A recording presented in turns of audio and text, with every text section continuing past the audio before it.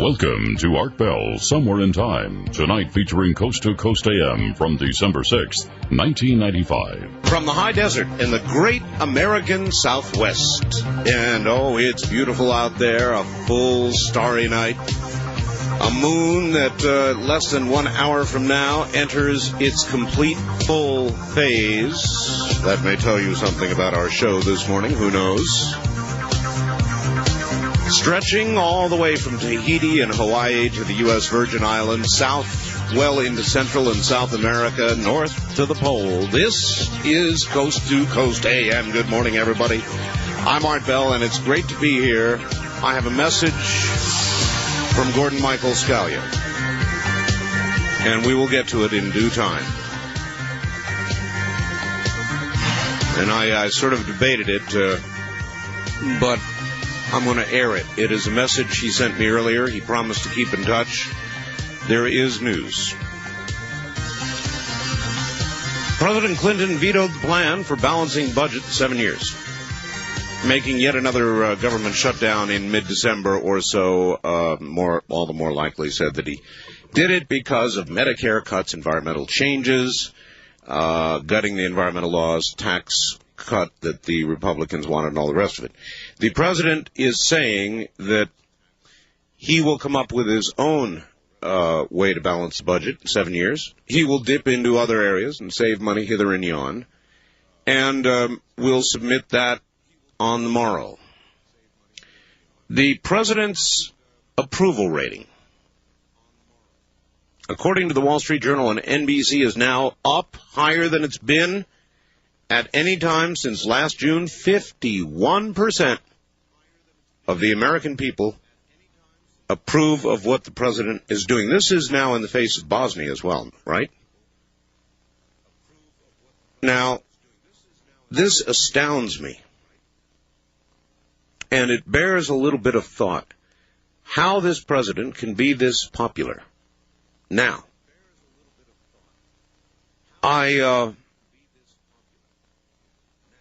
I don't have that answer.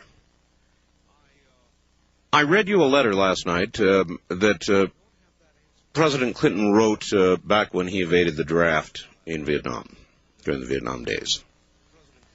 That tells you, it really, it's worth 1 million words. Even though it was a little lengthy, it wasn't 1 million words, it's worth 1 million about his character. At any rate, he has vetoed the bill, and the American people like it, proving, I think, that the American people want a balanced budget. And if there is a poll, they will say they want a balanced budget, pay off the debt. But when there is actual reduction planned to do so, the American people don't like it. And what they like is the kind of guy who will tell you what you want to hear, and that's what they've got, and that's what they voted for, and now his approval rating is up. Not enough votes to override, so it appears to be bargain or bust. In other words, the Republicans have got to get down and compromise with the president, or mid-December, just about when the first troops, mass troops, hit the ground in Bosnia, the government will once again shut down. Newt Gingrich in the news. Ethics problems for Newt. Now, whatever you may think about the validity or non-validity of the accusations against Gingrich, and a lot of them are absolute baloney, apparently this one, they have voted, Republicans and Democrats on the Ethics Committee have voted 10-0 for an independent investigator. Mr. Gingrich now has about a 56% disapproval rating. And the question is, I guess, that they are going to investigate. It's going to be narrow. It's going to involve the money raised from some sort of televised college course he gave, and whether it might have been used for political purposes. It is not going to be about GOPAC. There are allegations about that running around, that Gingrich used money for his congressional campaign and blah, blah, blah, blah. Anyway, Mr. Gingrich is in another one of his funks. He seems to go in them from time to time. And it is true the Democrats are demonizing him, and he must feel like a demon, because yesterday he said, I've just about had it with these attacks. Every now and then, he seems to get to the point where you almost think he's going to walk out. You almost think he's going to just give it up and leave. I think Mr. Gingrich, like the president, has a lot of mood swings. But you know I do too. And he's pretty worn down right now, and the great majority, who knows ultimately whether they're going to get him on some sort of ethics violation. But an awful lot of this, folks, is pure, absolute, unadulterated attack mode by the Democrats, and they're just trying to make him into a demon. And they have filed zillions of charges against him. Most of them have been dropped outright. What they're doing to Newt Gingrich is karmic, I suppose, in the sense that Newt Gingrich did it to the previous speaker. And so it's payback time, I'm sure. And that's the way it is in the political world. And so they're coming at him like a freight train. Now, what a surprise here. From Reuters this hour. Will U.S. mission be extended? Two former top U.S. officials say President Clinton opened the door Wednesday to keeping U.S. troops in Bosnia longer than a year. But the White House says Clinton's remarks were misinterpreted during a closed White House meeting attended by Zbigniew Brzezinski and Alexander Haig, who served under Jimmy Carter and Ronald Reagan. So, there you are. Already there are rumors of, if not the reality of, an extension of the mission in Bosnia. No big surprise. NBC did a big story yesterday on our volunteer military. 1.5 million men at 500 bases. And, by the way, the first U.S. plane has now landed in Bosnia, Tuzla. And NBC, for whatever reason, and maybe there is a valid reason, interviewed some of the troops who are going to Bosnia, and some of them said things like, quote, I don't think it's right for us to have to go there. Now, in America, we had a draft, you'll recall, until 1973, and now it's a volunteer army, and when you've seen the advertisement, be all you can be, right? There are lots of promises of college, travel, you get that. Money, health care, you get that. PX, commissary, privileges, all the bennies you get. But in the be-all-you-can-be commercials, they sort of leave out the, but you might have to go fight part.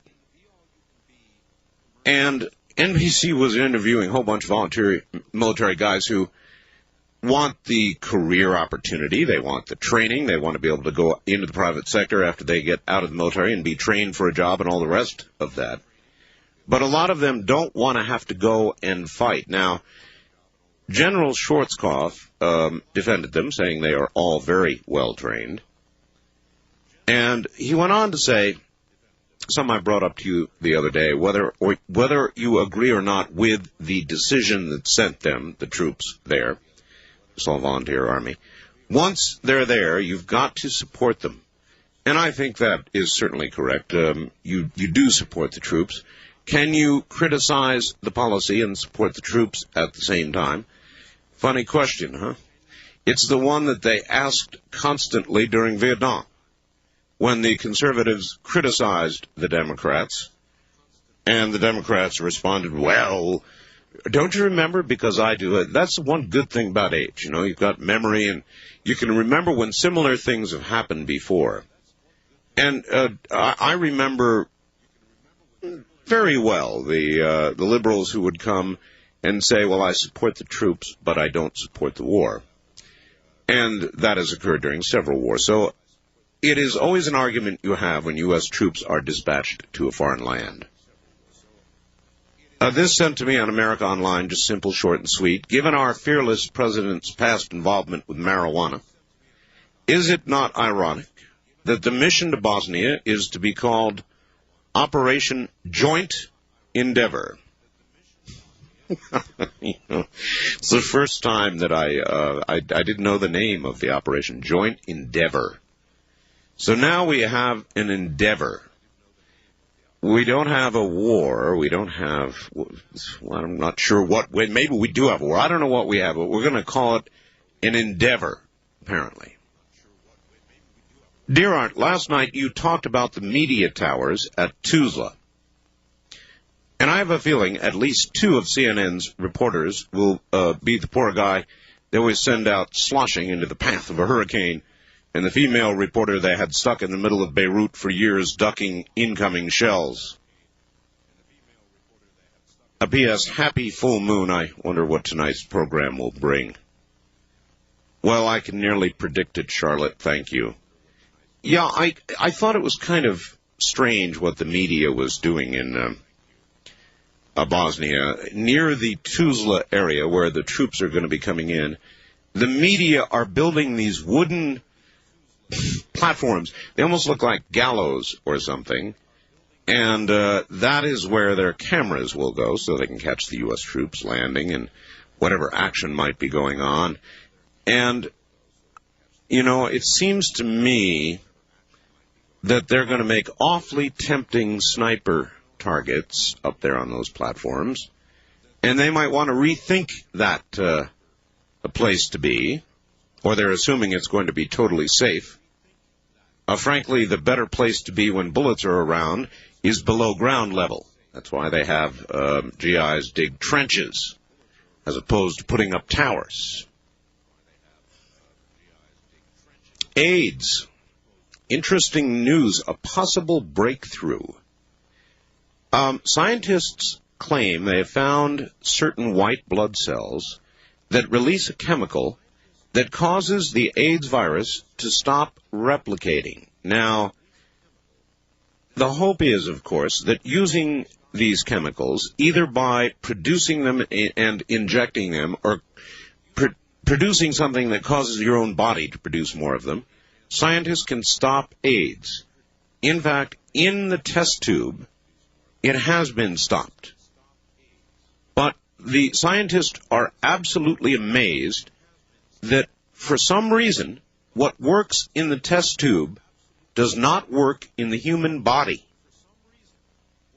And so they're working on that part.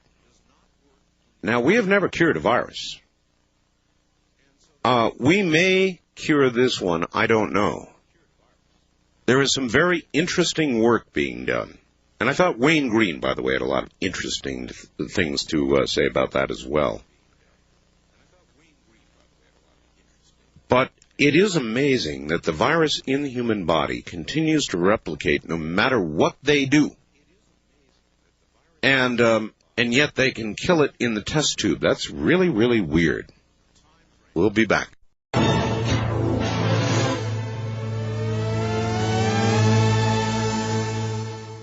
All right. Now I'm going to do something that I'm sorry that I have to do, but I think you're going to find it. I'm even afraid of the right word to use about what you're going to hear in a second. Somebody sent me a fax showing a picture of the globe in circular fashion, showing latitudes. And they showed the 8-point quake that you know has occurred in north of Japan, about 850 miles north of Tokyo. And it shows a latitude of several, sort of a small flurry of quakes here in the U.S. And the latitude is exactly the same as the 8-point quake over in north of Tokyo. And you might want to check that out for yourself. That is very interesting. In fact, he says, Art, I think we have something to be concerned about here. 2 quakes of similar magnitude at almost exactly the same latitude on the same day in California and Utah.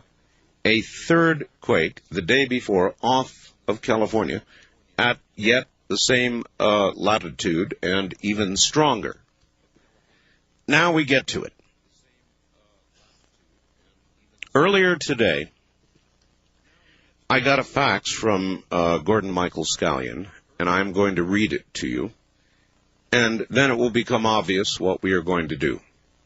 I want to caution you, as you hear what you're about to hear, that what you're hearing is prophecy. That doesn't mean it's going to automatically come true. That is the nature of prophecy. Having said that, I will say what I always say about Gordon Michael Scallion. I have been watching him very carefully, and his predictions have been eerily on the mark. Now, here it is. I'll just read it to you verbatim, all right? And then we can talk about it if you want, and you will become aware of what it is that we're going to do. It's going to be obvious. Dear Art, as you are aware, Japan's Kuril Islands, that's Kuril Islands, were hit with a magnitude 8.0 earthquake this week. Now it's underlined. This is the first of 4 events I have predicted for the time frame beginning in December of 1995. See Earth Changes Report 3 of 95. That would have been March. He goes on and signals the beginning of my third 4-quake scenario for 1995. Events will now progress quickly. On Friday, December 8th, 1995, I will be releasing a press and media update to this prophecy, including potential events that I see occurring in the U.S. as part of this scenario. I promise to keep you informed on any updates, and I will send you the latest release on Friday, the 8th, at 9 a.m. Eastern Time. I regret my health is such I cannot appear on your program due to its late airtime. 5 years of visions has taken its toll. I can, if you wish, discuss this update for up to an hour with you via phone at 10 a.m. or 2 p.m. Eastern on the 8th, that's Friday, which, if appropriate for you and your listeners, could be rebroadcast on your Friday night, Saturday morning coast-to-coast show. He goes on, I do not wish to alarm anyone, but I sense we are very close to major geological events occurring in the U.S. and elsewhere. Since both of my earlier 4-quake scenarios have occurred, let me say that again, since both of my earlier 4-quake scenarios have occurred in sequence and on time, I can only assume the potential now exists. The complete 4-quake scenario, which has just begun, may now occur. Even if the percentage of such an event occurring is low, I would still feel that everyone in high-risk areas should be prepared. No different than if a hurricane warning were posted. I pray the visions I'm seeing now are wrong. If it should turn out to be so, those who got prepared will be better prepared for when it does occur. The scientific community and myself are no longer so far apart in our predictions. The only difference between us now is the time frame and extent of damage. Sincerely, Gordon Michael Scallion. We'll be right back. You're listening to Art Bell, Somewhere in Time. Tonight featuring a replay of Coast to Coast AM from December 6th, 1995.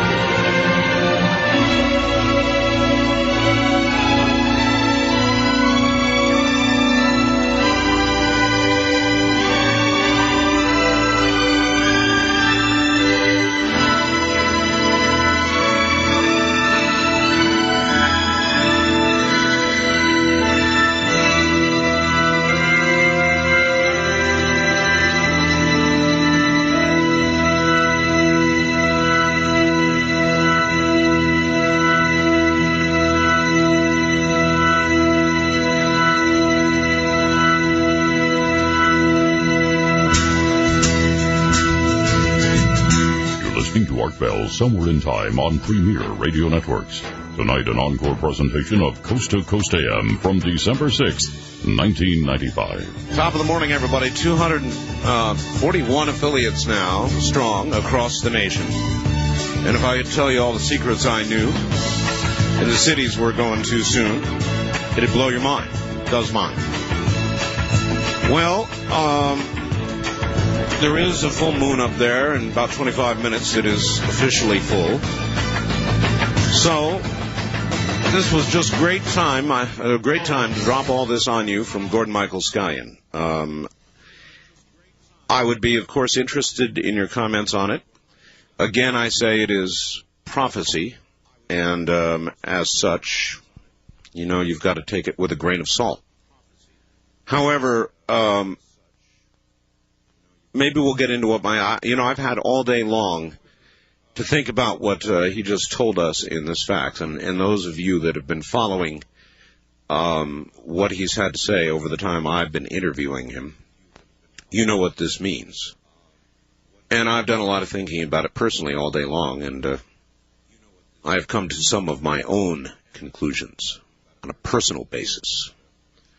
East of the Rockies, you're on the air. Hello. Hi, I'd like to speak with Art Bell. That's me, sir. We don't have a call screener. We just put you on the air. So okay. This is it. You're on. Oh, well, thank you, sir. I'm calling from Houston, Texas, KTRH. Yes. Let me turn my radio off. Yeah, yes, that's Apologize. Good. That's good. Turn it off. First-time caller. Yes, sir. Calling from KTRH. Houston. Yes, sir. And I'm an over-the-road truck driver. I don't get to listen to you very often. The last time I listened, you had I can't remember the gentleman's name, a philanthropist on that was talking about fusion cold pack. That would have been a physicist. A physicist, yes, sir. And if you could be so kind as to describe it to me, I've talked to a couple of people and they've never heard of it before, and I understand Toyota is the one that's involved in it now. I recall a guest. I have so many on. I'm sorry, but I recall a guest, yes, saying that I believe it was Wayne. As a matter of fact, I think it was Wayne Green who said that Toyota is doing a lot of research into cold fusion right now. Yes, Wayne Green. Wayne Green, yes. And we are going to repeat the Wayne Green show. I can't recall which night, either at Christmas or New Year's. Mm-hmm. And I'll let you know, but we're going to repeat the show down line somewhere. Oh, well, then I'll let someone else call and talk with you then. I appreciate it, and I'll be listening for it. All right, sir. Thank you. A lot of people were really fascinated with that, and Wayne has had thousands of faxes and phone calls since the show, as have so many of our guests. I'll tell you another guest I'm working on right now. The man who, I just lost my train of thought. I've got that schedule handed to me. Let me see. Okay, yes, here it is. New Year's Day, Monday night, Tuesday morning. I take the day off. Every year I take one day at Christmas and one day at New Year's, and we do a Dreamland repeat. So I'll give you the schedule anyway. You want to know what's going to happen? Sunday, December 24th. In other words, Christmas Eve, Dreamland will re-air the Whitley Strieber program. So Whitley Strieber on Sunday, December 24th. On Coast to Coast AM Monday, Christmas night, or Christmas Day, if you will, I'll be off. We will re-air the interview we did with Harry Brown, the Libertarian Party hopeful. Dreamland, Sunday, December 31st, the following week. We will re-air the show we did on dreams with Dr. Jillian Holloway. Then Coast to Coast Monday, New Year's Day. Again, I am off. And we will re-air the show with Wayne Green that so many of you wanted to hear. So that is the schedule for me through the holidays. I work most holidays, with the exception of Christmas and New Year's, and I get a 3-day holiday each one of those weeks, and I am looking forward to it, assuming Nevada remains planted in roughly the same area it is now. Wildcard line, you're on the air. Hi. Hello? Goodbye. First-time caller line, you're on the air. Good morning. Hello? Hi, Art. Hello? Hey, this is really great to talk to you. Just got to say that I love you, and you're really hot, man. We just love the hell out of you. Where are you? I'm right outside of Portland, KEX. Well, thank you for all that. What's on your mind? Well, boy, I tell you, this Gordon Michael Scallion and what's going on with the quickening and everything, I just have to be excited about it all. I know it's going to be some rough stuff that we're going to have to go through, but I believe that the change is imminent, and it's exactly what we need. I don't feel that way. You don't feel that way? No, I don't. I know that, I have guests on. Gordon is not necessarily one of them. But I had a guest, for example, on Dreamland this last week, and Maura Timms, and she and I disagreed very much on, she took the same tack you are. The changes are good, and she kind of slides by what it's going to mean in terms of human lives. Now, if what Gordon Michael Scallion predicts here should come true, it would be horrible. He's talking about a completion in the first major cycle, and I've talked to him a lot, so I know, of 8-point earthquakes, one probably to come soon in the Indian Ocean area, one to come in South America or Mexico, and then I would guess one to come on the U.S. West Coast. Yeah. Yeah, see, so I'm not really looking forward to that, be honest with you. Well, no, Art. Of course you're not, because we're stuck in this lifetime right here, right now. What I'm talking about is the evolution of the human spirit. Yes, sir, I understand. And that's why... No, I understand. Believe me, you've got to believe me. Thank you for the call. I understand the way you feel and the way other people feel, that this is some sort of evolution, and we will come out bigger and better and stronger on the other side, should it occur. But I do not look forward to it. And I can't find myself taking that, assuming that attitude. I look at it from a human suffering point of view, okay? And I know the old expression, no pain, no gain, and I am prepared to agree with a lot of you that maybe, even if this does occur, the human spirit will be lifted somehow and we will be stronger on the other end. But you know me, I'm pretty pragmatic. And I'm not very far wrong when I say, if an 8-point earthquake were to occur in the LA area, all the buildings would fall down. If an 8-point earthquake were to occur in San Francisco, most or all of the buildings would fall down. 8+ earthquakes, or 9, they level things. And the 8-point earthquake that just occurred 850 miles north of Japan occurred in a place where there are not people. Very fortunate. But if it begins the cycle, as Gordon suggests, and we will interview him in detail. In other words, I'm going to do a taped interview with him for reasons listed in the facts on Friday, and I'll put it on the air Friday night, Saturday, assuming that all comes true and his schedule does not get interrupted or somehow we manage not to get it done. But I think, obviously, if you heard the facts, he considers it of sufficient importance that we do that daytime interview to be replayed. So, I don't know, I can't get excited about it in the sense that, like that man and Maura Timms and others have. I have a admittedly different attitude toward it. West of the Rockies, you're on the air. Hi. Yes, hello, Art. Hi. I'm calling from Sonora, California. Sonora, yes. We are on the air, I believe, in Sonora. Okay. Oh, that's great. Had you heard that? No, I haven't. I'll look into that, indeed. I heard you talk about Gordon Michael Scallion being sick from the visions. I'm a visionary, too, and I have foreseen California and everything all my life, almost exactly when and where and everything about all the details, many, many times. But I have a way of recharging myself, and I want to know if I can have Mr. Scallion's address to help him restore his energy. This does take a lot of energy. Sure. Have you got a pencil and paper? Yes, I sure have. It's Post Office Box 336. Box 336. Chesterfield, New Hampshire. Chesterfield, New Hampshire. New Hampshire. I just happen to have it here. Zip code 03 443 dash 0336. 336. Yep. I want to tell you one thing that I have seen, and the big one in California, that it will happen on a time when the children are home with their families, and the weather will be fair, and it'll be kind of crisp and cold. I've seen that. I've seen green grass growing in different areas, which may mean it's in the winter months that we have fairer weather here.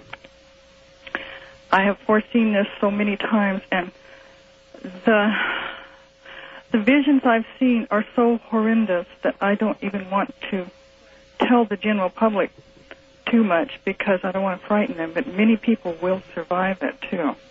There's going to be a lot of volcanic eruptions, a lot of volcanic activity around the San Andreas Fault. Volcanoes will rise.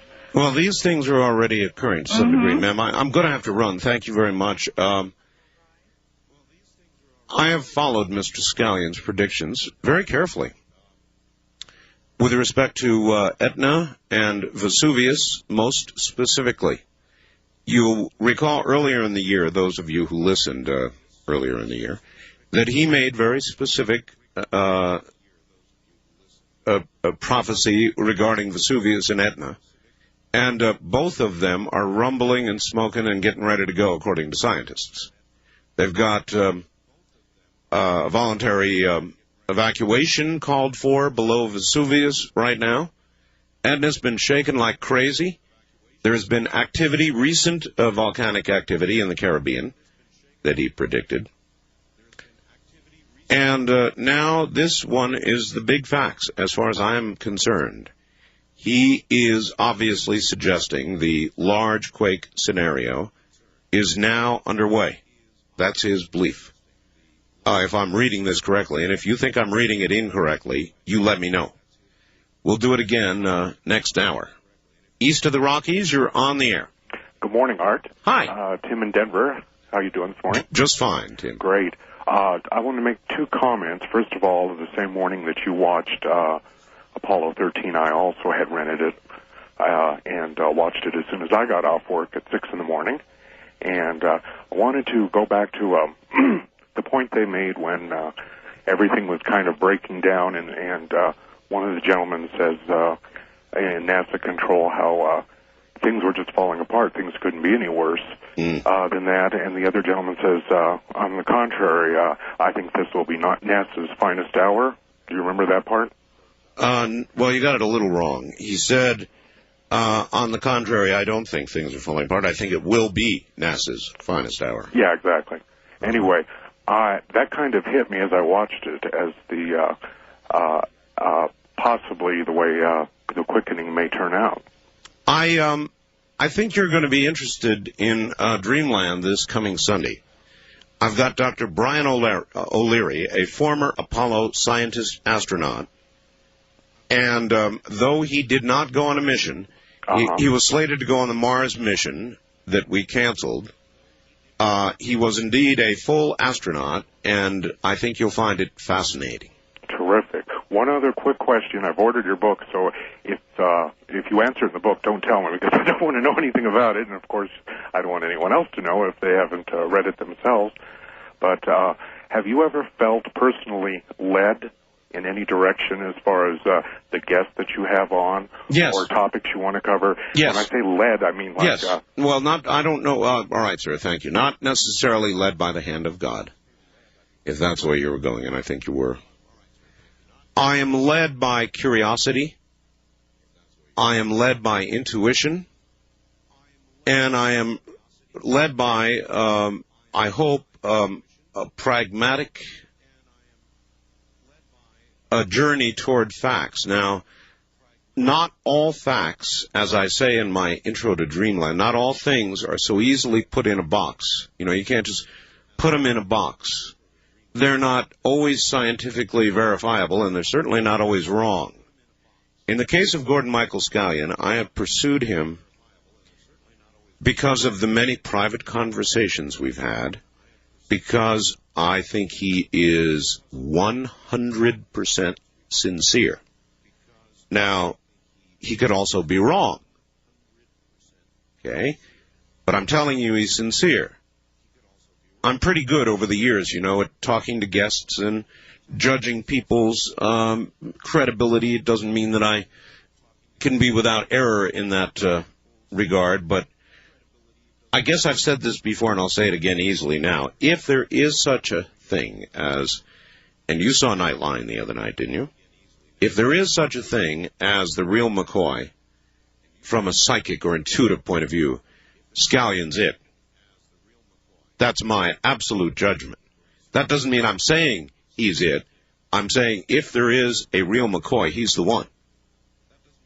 Now, what I started to tell you before I lost my train of thought earlier was that I'm pursuing a guest. I wonder if I really have that. Well, all right, I'll tell you. It is the major, military rank major, who actually started the Army's psychic program. And since the Nightline program the other night, he is now willing to come forward. And I don't have it locked up yet, but I bet I managed to get it. So stand by for that one, too. As you know, the military service, CIA, is in fact using psychics. They continue to do so and have been doing so for 20 years. And the major who began the Army's program has contacted me.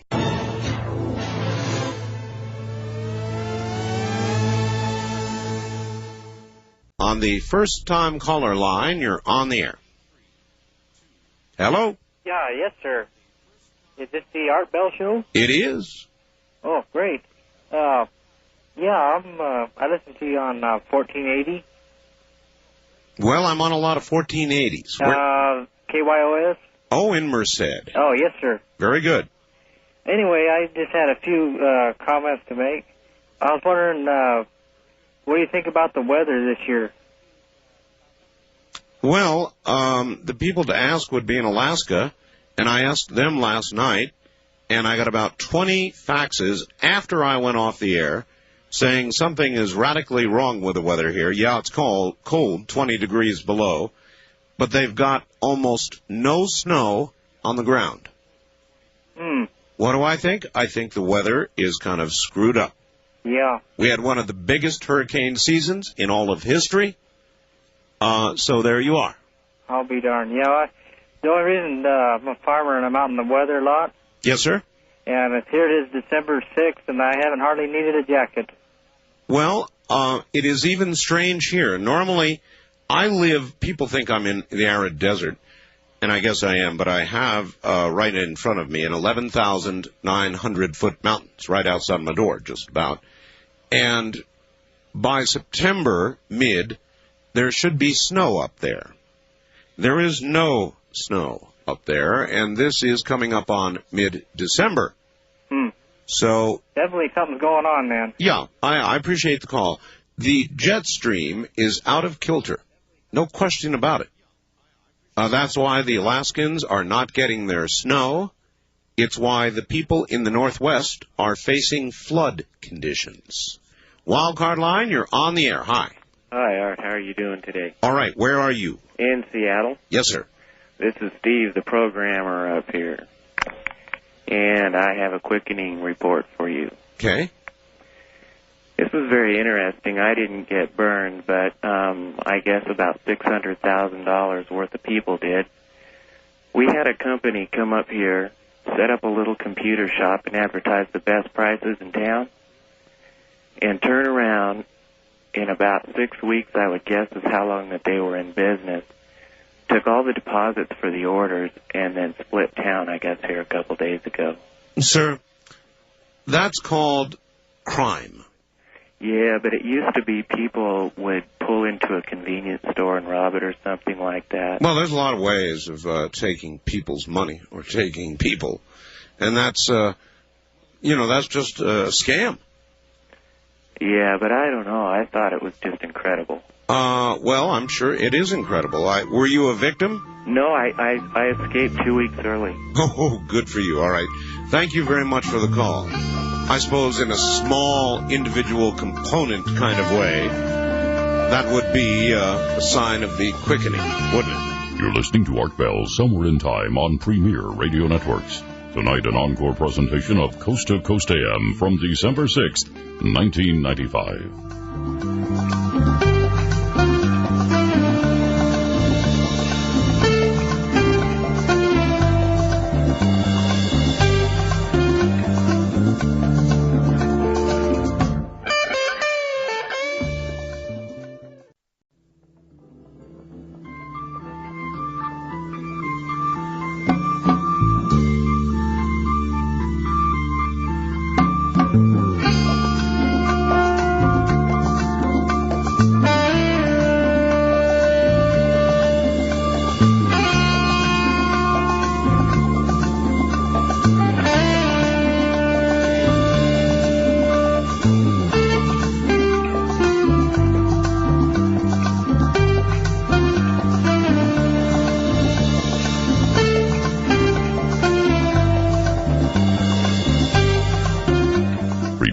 Networks presents Art Bell Somewhere in Time. Tonight's program originally aired December 6th, 1995. Good morning, everybody. Under a full moon. Every time I say full moon, I get people messing with me about when the moon is actually full.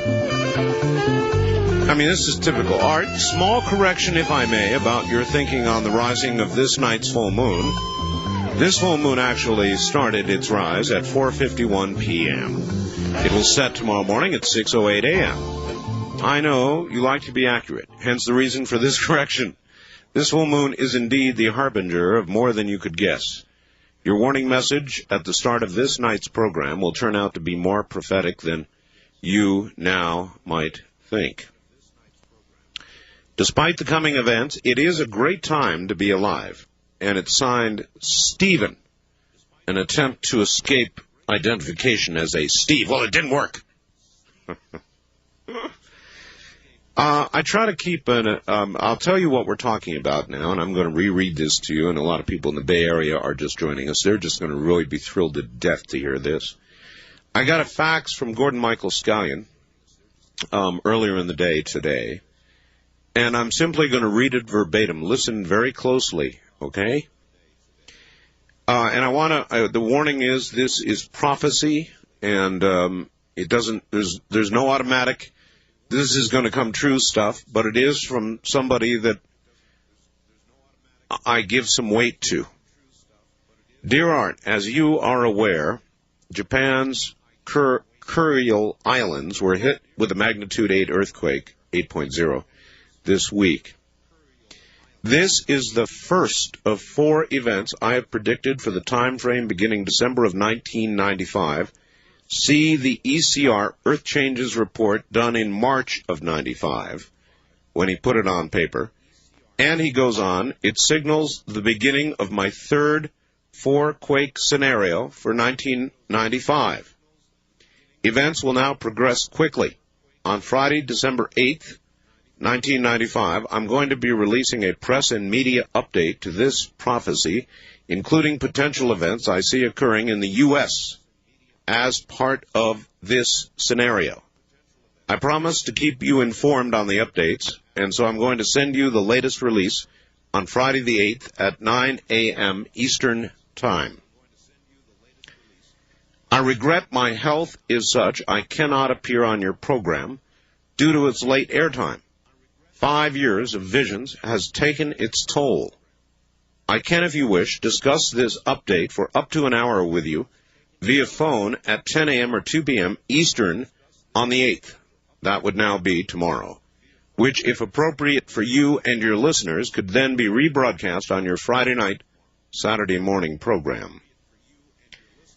He goes on, I do not wish to alarm anyone, but I sense we are very close to major geologic events occurring in the U.S. and elsewhere.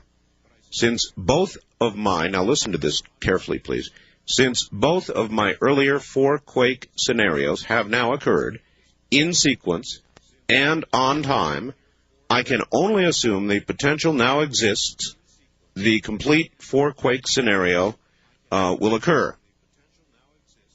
It will complete. May occur now. Even if the percentage of such an event occurring is low, I would still feel that everyone in high-risk areas should be prepared. No different than if a hurricane warning was posted. I pray the visions I'm seeing are wrong, and if it should turn out to be so, those who did prepare will be better prepared when it does occur. The scientific community and myself are no longer so far apart in our predictions. The only difference between us is the time frame and extent of damage. Sincerely, Gordon Michael. So, there you are. I got a fax in response to that from Mike in Madison. Dear Art, of course by now you know I am a believer in the quickening. All of my life, my own guru has warned and prepared me for it. Tonight, at 8 o'clock Central Standard Time, he awakened me from my usual evening nap to tell me simply, it's time. To me, this is what I've expected, and always the teacher has put events in a, quote, future scenario, end quote, kind of painting. How utterly ironic that he chose tonight to tell me what he has always prepared me for. So as I drove through the winter cold and darkness tonight, I wondered what you would report on tonight, and now you too are aware. It's no joke, no fantasy, no illusion, Art. I know you know it. Food, water, essentials, plan. Mike from Madison. And, yeah, I don't necessarily deny that I may feel that, but I may be affected. When I got that fax from Gordon earlier, it hit me like a sledgehammer earlier in the day, and so I've been giving it a lot of thought all day. And that may well be affecting my thinking right now. I knew that what he had predicted had thus far come down, and he didn't put it in the fax, but you'll recall many of you who have listened to the show for a while. He also predicted, before it began, the renewed activity of Vesuvius and Etna, and said that would be a key to watch for. So, in conclusion, his letter seems to be saying, this looks like it. So, there you are. Wildcard line, you're on the air. Good morning. Good morning, Art. Hi. How you doing this morning? I'm just fine. All right. This is Mike again from Portland. Talked to you last night. I want to talk to you in today. Okay, Mike. So how are we doing? We already covered that. Okay. Well, you cut me off when we were talking about that Bigfoot last night. I mean, I don't mean to be on the thing forever, but you were talking about when you were a Boy Scout, you asked me if I'd seen any Bigfoot. And I said no, and you asked about if they gobbled one up. There's never been any reports of any Boy Scouts missing in the woods. Boy Scouts are Bigfoot food, sir. By whose rights? They eat them, they spit the merit badges out and gobble them down. Who said that? I did. Well, I mean, it's obvious. Boy Scouts are young, tender, and they're in the woods. Yeah, well, Yum, yum. I'm getting back. You had that woman that came on one time, and she stated that she heard one, she saw one, she was hiding in her cabin. Yeah. Well, how could you, if you're hiding in your cabin, how could you see a Bigfoot if you're in fear and at awe of what the perceives going on? Maybe she looked out the cabin window. Well, if she was afraid, she wouldn't be by the window unless she's pretty stupid. I mean, okay, sir. Well, look. It's non-productive for us to sit here and speculate about what she might or might not have done, or why she did what she did. I watch horror movies. I know. Everybody knows. Women in low-cut dresses constantly go to the basement when they hear a noise. It's like a magnet. So, going to a window, not unusual? No. West of the Rockies, you're on the air. Hi. Hello, Art. Hello. Hi, I'm calling you from Pahrump. From right here in Pahrump? Right. Yes, sir. Okay, got your book. I ordered the first copy there. Love the book except for one thing. Okay. I thought it was going to be autographed. It depended on when you ordered. I ordered out of the first batch that came in. Well, I don't know. We had certain dates, certain dates. Well, I mean, anyway, is there any way I can get an autograph on it? Well, you never know. I may do an appearance here or there. How about Smith's parking lot? No. Okay, just keep you do a date on it. I heard some lady had called in earlier. In fact, I've been trying to get a hold of you since then. I see. Should we ever meet, why, I'd be glad to autograph it for you. Okay, I was just hoping there was some way I could get an autograph on it. Well, we're talking about, maybe doing a signing someplace, so we'll see. Yeah, that was that deal you were talking about all the 4 personalities out the station? No. No, I mentioned that last night. Mm-hmm. That is going to occur in Las Vegas, I think, in January. Sponsored by KVEG in Las Vegas, but no, I don't know that will be it. Oh. Okay, so we'll get it done. Okay. I'm sure one of these days. One other thing, you were talking about last night, you don't really have any love for rabbits. No. None. That's because they've been eating your lines? Well, yeah, the drip lines. I've got a rabbit out here. I haven't seen him lately because I think the coyotes have come back, but I have a rabbit out here that's big enough to stop a Buick. You only have one rabbit? This is one great big jackalope out here. I have herds of rabbits. I appreciate your call, sir, but where I am in Brum, and I don't want to really say where I am in the valley, but I have herds of rabbits. I don't have a rabbit. I don't have 2 rabbits or 5 or 10 or 50 or even 100. I have herds of rabbits. I mean, so many rabbits that, that rabbit-killing virus down in Australia? I'd have to think real hard. I mean, if I had a vial of that in my hand, I don't suppose I would do it because I really wouldn't want to commit rabbit genocide. But I'll tell you this, I would think really hard. I mean, I would hold that little vial of purple goop in my hand, and I would say,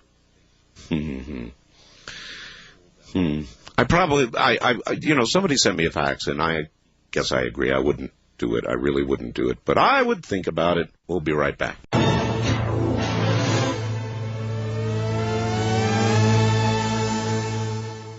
East of the Rockies, you're on the air. Hello. Yes, my name's Rob. I'm calling you from Charlotte, North Carolina. Yes, sir. How you doing? Pretty good. I'm picking you up on WJR out of Detroit.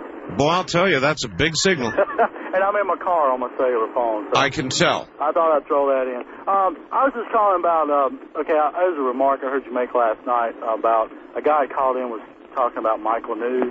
That's right. Talking about how, he was... you didn't agree with that because he was not following a lawful order. That's correct. I mean, I can see that. My father was in the military. I never was, but, I grew up around that mentality.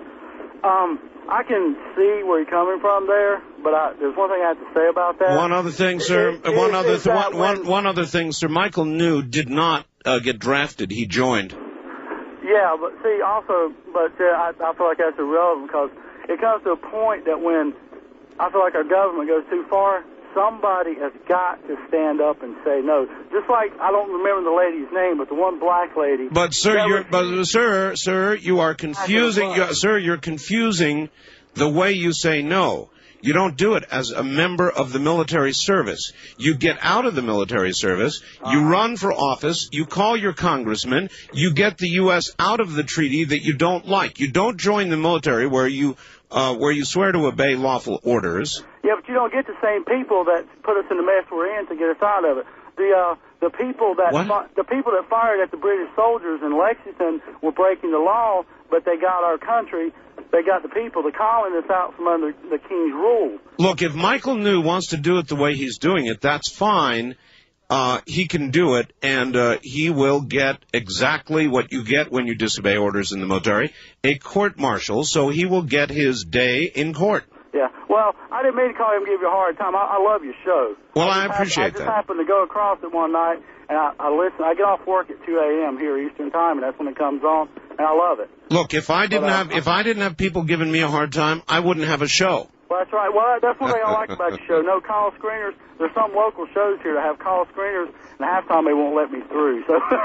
All right. Well, I appreciate your call. But I love your show, and you have a good evening. Thank you.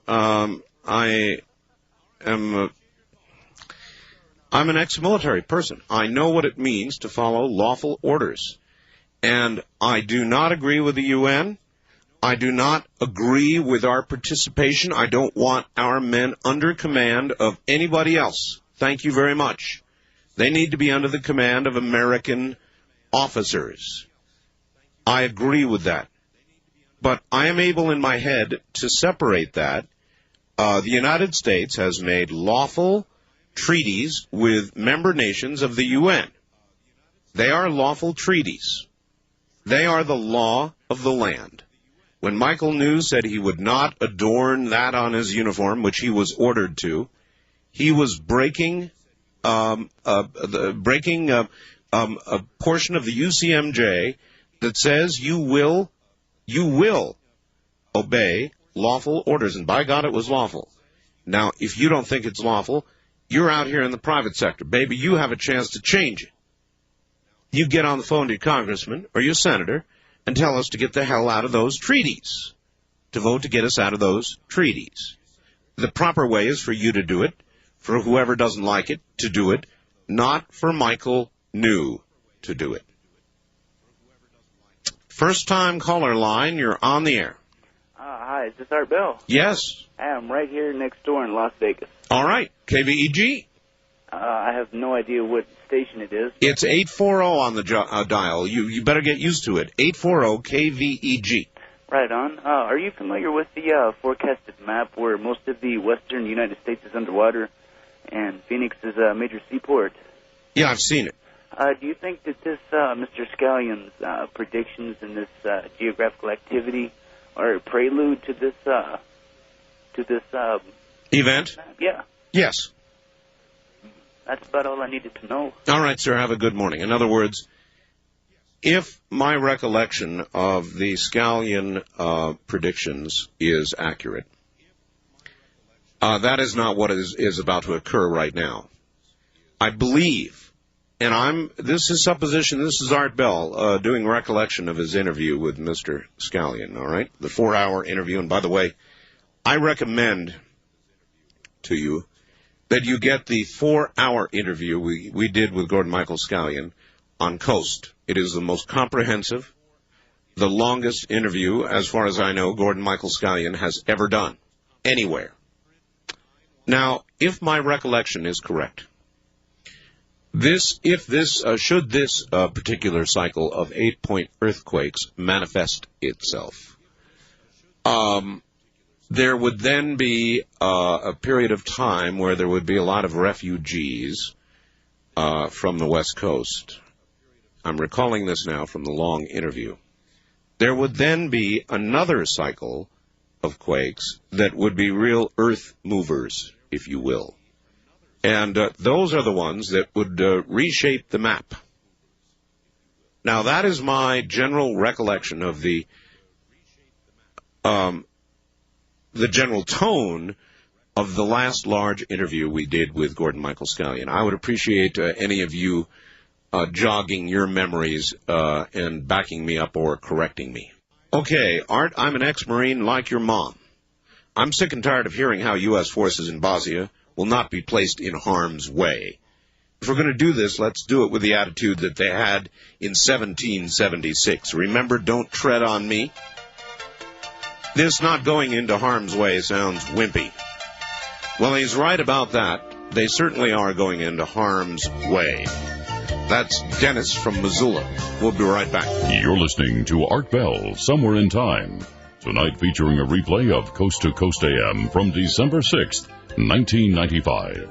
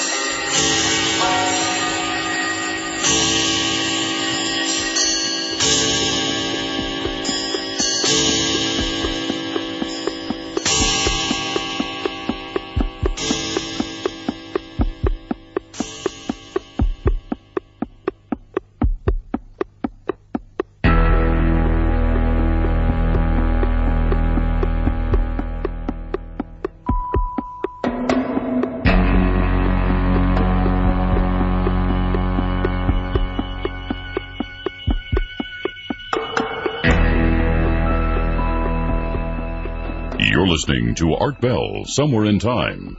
Tonight featuring a replay of Coast to Coast AM from December 6th, 1995. Hi, everybody. Well, I guess Nightline did a piece on Gingrich's latest problems. And I got a fax from Larry, listening in KSFO land up there in the Bay Area. And he says, first, I don't understand why the press is so interested in Newt's improprieties, while Clinton, it seems, can literally get away with murder. Well, I know why. It's karma. It's get you back time. You'll recall Newt Gingrich had a lot to do with getting Jim right. And he was vilified. And now Newt is being vilified. The Democrats going after Newt. That's all there is to it. It is a straight-on payback. You can be sure of it. A lot of the charges against Newt Gingrich are pure bull. But that doesn't matter. They're going after him anyway. It is political payback. That's all there is to it. They're going after him. Hey, Art, if you asked the dinosaurs 65 million years ago, would you like to be extinct? They would have said, bad idea. But if not for that change, we, as in Homo sapiens, would not be here. You, my friend, are just another dinosaur. Jeff and Pam from Eugene. Well, you're probably right. That doesn't change my answer. If they would ask me, do I want to be extinct, I would still respond, bad idea. Though I might be about to turn into somebody's future petroleum supply, I still think it's a bad idea. I just cannot get behind this new age. Welcome it with open arms. You know, if it's coming, whatever change is coming, welcome it. The human condition is going to improve.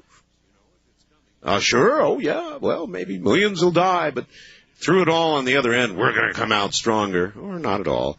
Whatever the case is, that way of looking at it, I've been unable to bring myself to that point. I don't want major disasters and earthquakes. Thank you very much. West of the Rockies, you're on the air. Hello. Hi. This is Roxanne. I'm in Bend, Oregon. Hello, Roxanne. Oh, this is a thrill. This is an absolute thrill. Well, here you are. I really appreciate your information on what's going on. We need to know. I think it's very informative, and the quickening is an excellent word for it, because when I was younger, I thought it was going to be happening in 5 years. I didn't know what to name it. And here we are. Here we are, 1995, almost 96. Mm-hmm. We're still here. And, you know, there was an argument in the 70s about the uniformists believed that everything happened over a slow period of time. Then there is the catastrophic believers, and they thought, well, things happened quickly. Volcanoes went off, all the earthquakes hit up and down the coast around the Ring of Fire, and I kind of go with the second, the catastrophic. And when Michael is talking about his visions and everything, I can understand that, too, because I've had dreams. And I think everybody's starting to get a little bit of edge right now. I know. You getting that edge, too? Yeah, I've had it for some time now, yes. But I don't know. Look, thank you. I don't know that I translate it. Personally, I'm not a visionary. I'm not an intuitive. I'm not a Gordon Michael Scallion. But I do think, and I think it is reasonable, that we are animals. You know, human beings, we're mammals, we're animals. And animals have instincts. We know they do. Birds, dogs, cats, they all react and feel things that we don't even know are going on, or sense them, or know they're coming, or feel danger that we don't feel. And the word is instinctual. It's a good word. I don't know that we can put our finger on what it means, but I, for some time, have had an instinctual feeling that the other shoe is about to drop. I am not, I guess I am disquieted by it, but I am not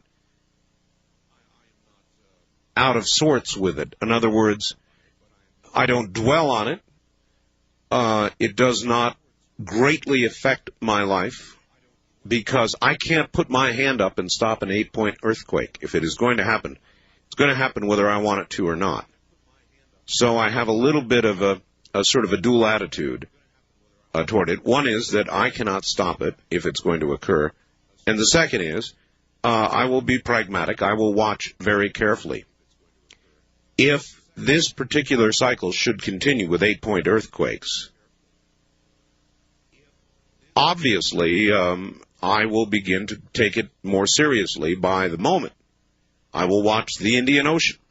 I will watch South America and Mexico. Were I to begin to see the cycle completing, I would, I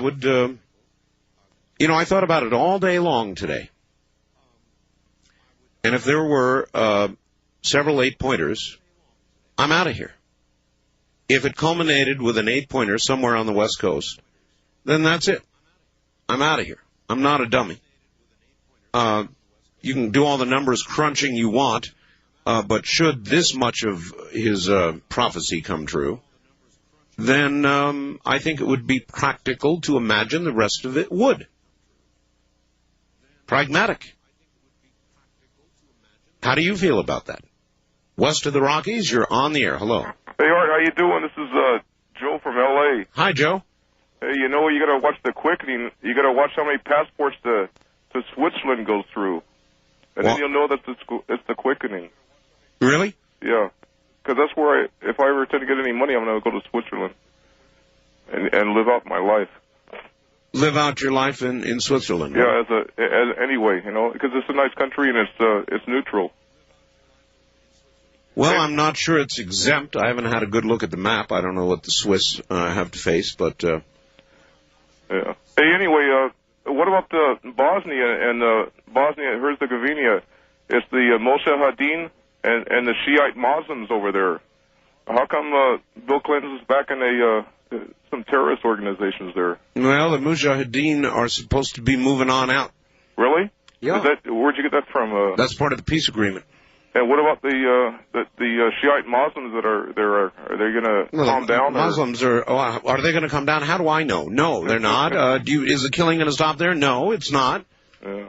No, the answer is no. Hey, what about? Do you think that they'll spread their own terrorists? Maybe mortar some of our troops and then put some Serb scarves down and berets down and stuff and blame it on the Serbs? Yes, I think so. Yes. Do I think that one faction will do something and try to blame it on the other? Yes. Don't have to be a brain surgeon to figure that one out. So, obviously, there's going to be trouble. I do agree with the faxer a little while ago. Once we go over there, once our military moves and we get people there, anybody who shoots at us had better be ready to be buried on the spot, as far as I'm concerned. That's the way we better react. That's the only way we can react. And it'll probably be an overreaction. But we're going to have to do that, and we're going to have to, and by God, we better be ready to do it. Not just with words, but with deeds. So anybody taking a pot shot at, and it's going to happen, at us over there, had better learn very quickly that they will die. You know? I don't know of any other way to put it. Wildcard line, you're on the air. KQMS, right in California. Good morning. You know what, Arthur? I know a lot of things, dear. What do you have in mind? I can feel your feelings. Isn't that weird?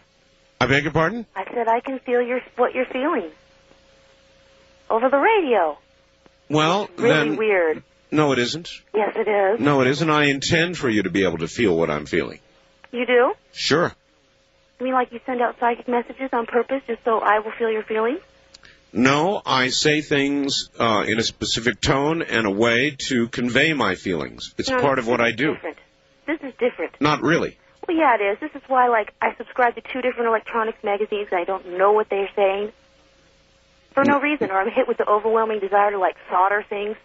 Now you've confused me. I don't know what the two have to do with each other. Why do you subscribe to electronic magazines when you have no idea what they mean? I don't. I don't know why. I'll just be sitting there going, what do I have this magazine for? They keep coming to my house. That's like me subscribing to a knitting magazine or something. Uh-huh. You know what I mean? I have no idea what they're saying. That's really weird. Yes, it is. I like it when you talk about your wife the best. Why? I don't know. It's really cool. You guys kind of like get this really warm, mushy feeling. You're so mushy, Arthur. It's funny. Well, I love my wife. I know. That's not mushy. It's just... It's very beautiful. Actually, you know what's really cool? Is I've never felt love before. And so now I have something to aim for.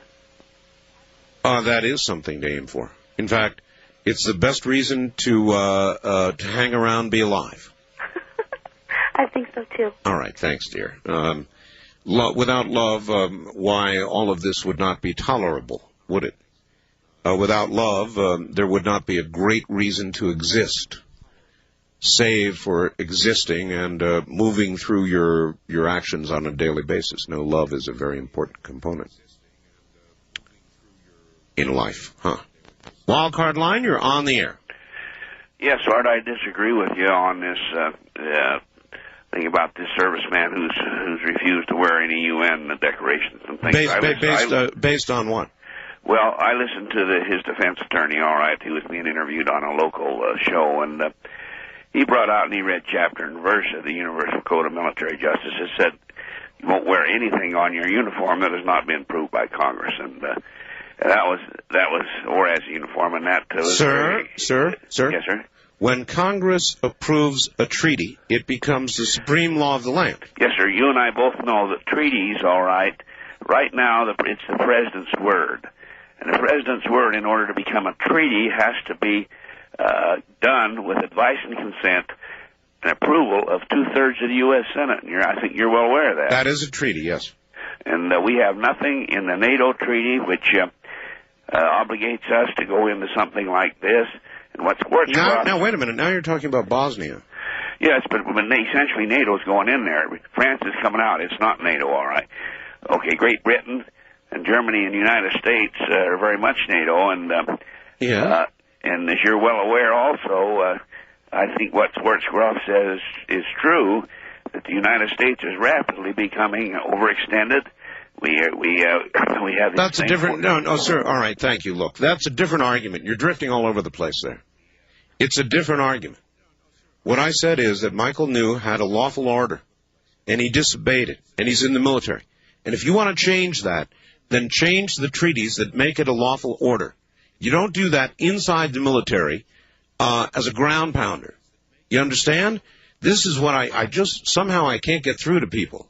When you hold up your hand, you go into the military, you say you will accept lawful orders, constitutional orders. Well, this is a constitutional order.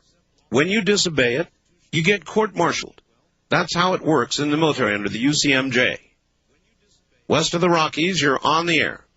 Hey, Art, Herbert Pope calling you from Fairfax, California. I need to turn my radio down just for half a second. Turn it off, actually. Okay, will do. All right. Everybody remember to do that when you, in fact... Hi there. It's been a while. Okay. And I got two items for you this morning.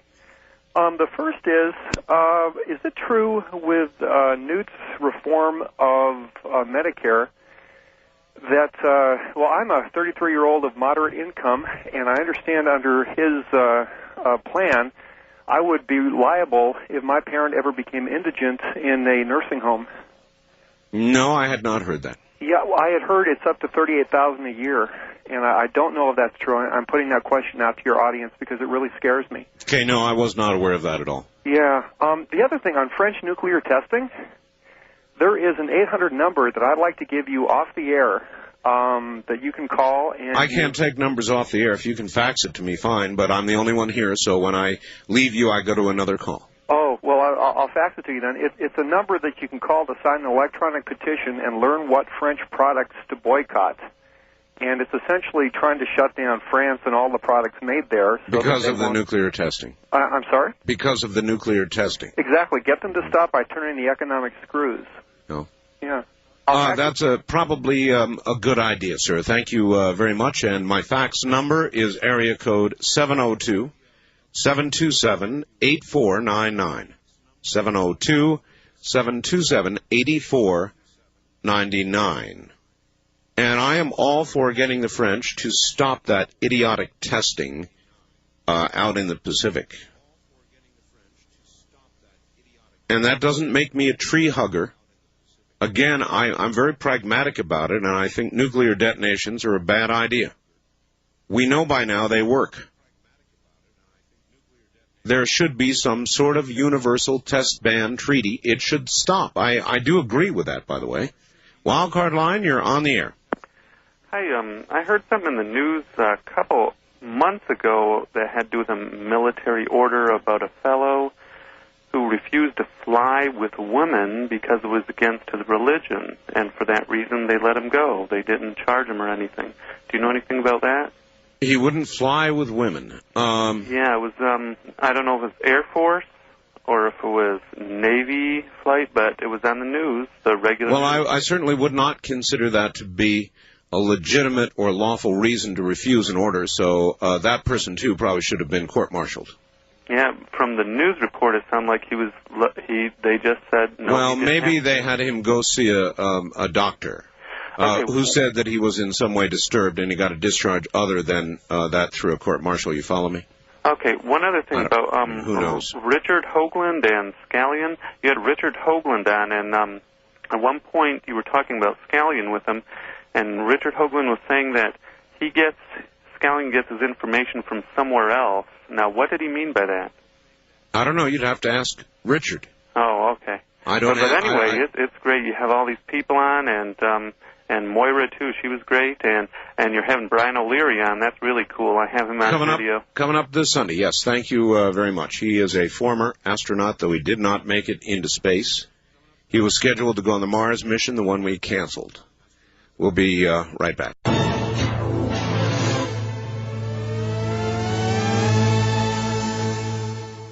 West of the Rockies, you're on the air. Hey, Art Baby, what's happening? You. Well, you got something in common with Bill Clinton, because I was listening last night, and that truck driver was talking to you about drafting. Drafting? Yeah. Oh, yes, yes. And you didn't want to really tell him how you did it, so you were kind of dodging the draft question. Thank you. You're welcome, sir. You must have probably thought about that one all night and then tried for about 2 hours to get through to say that. Dodging the draft question. I didn't want people to try it out there, It's really obviously extremely dangerous and stupid, and it's something you do when you're young and don't know any better. West of the Rockies, you're on the air. Hello. Hello. Hello. Hello. Hello. Okay. All righty. Talk to Art Bell. That's me. All right. I can't believe that. Come on, let's rock. Time is money. Oh, all right. All right. I want to talk about your theme music, Cusco. Yes. You didn't play it tonight. Well, I could play it any time I want. Well, Cusco is Cusco. That's one of the main reasons I listen to Art Bell. For the music? Yes. Really? Your theme song. Yeah. You like that? Oh, yes. Art Bell is Cusco. Cusco is Art Bell. Art Bell is Cusco. We could chant that. Well, okay, everybody. That marks the end of this hour. We'll be back. You're listening to Art Bell Somewhere in Time on Premier Radio Networks. Tonight, an encore presentation of Coast to Coast AM from December 6th, 1995.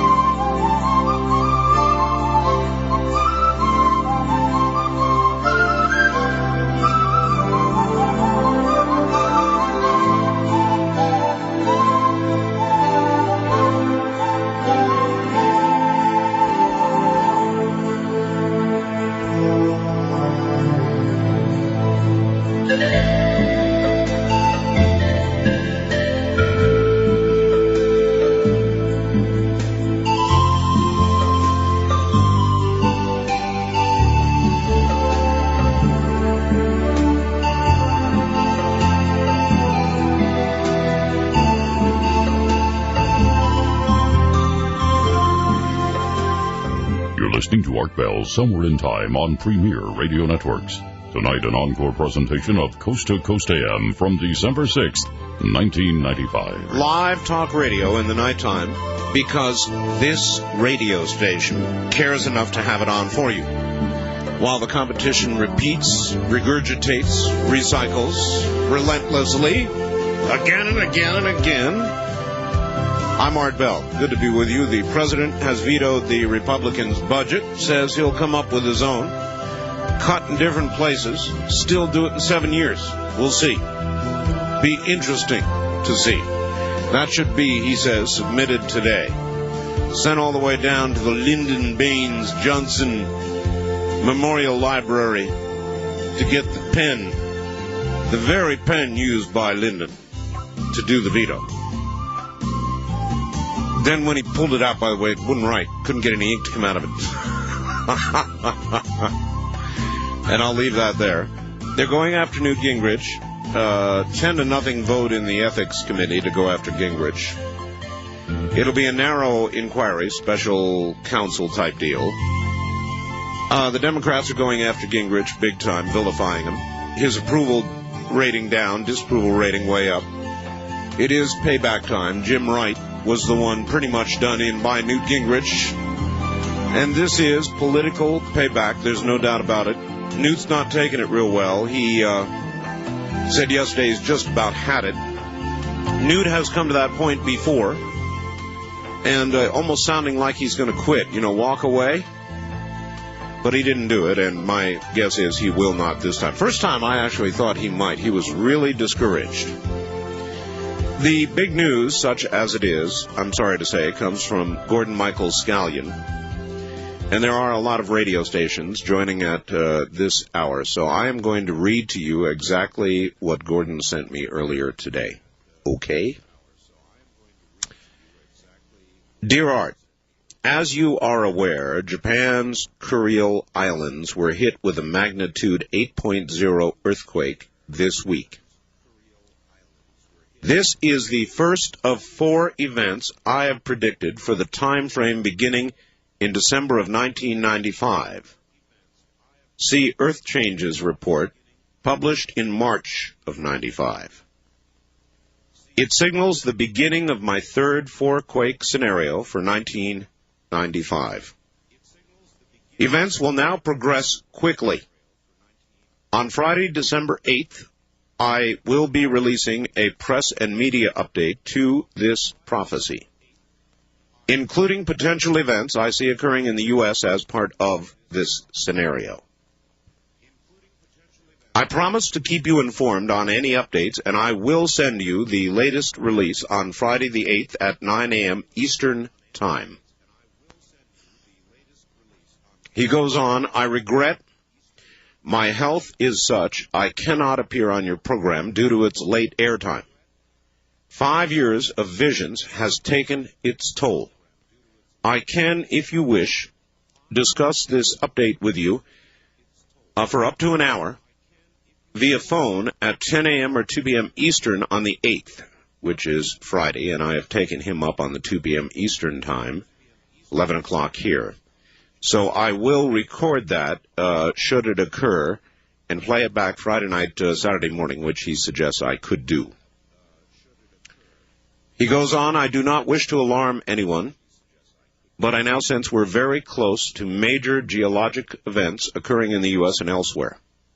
Since both of my earlier, this is an important line, since both of my earlier 4-quake scenarios have occurred in sequence and on time, I can only assume the potential now exists, the complete 4-quake scenario, which has just begun, may now occur.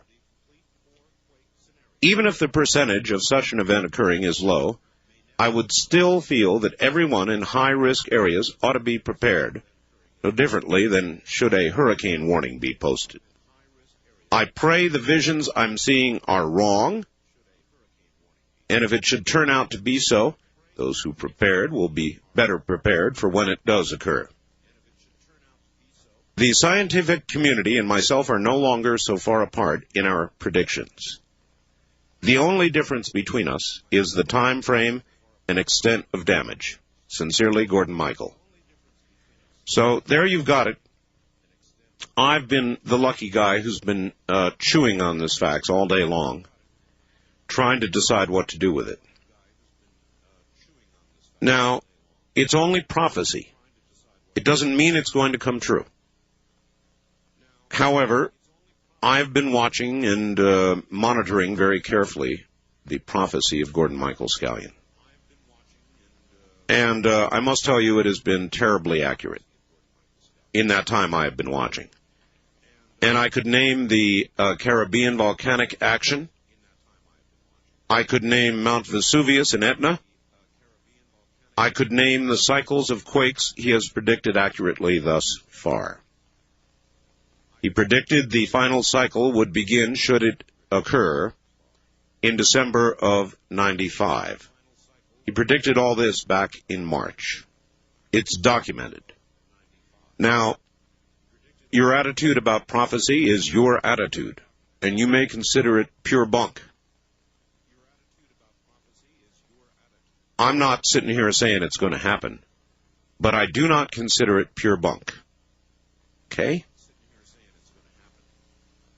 And I say that based on his accuracy record insofar as I've been able to watch it, number one.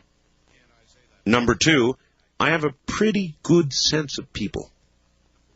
You know, even though I let people come on here and say what they want to say, I generally know when I'm hearing bunk. I leave that up to you to decide when you're hearing bunk.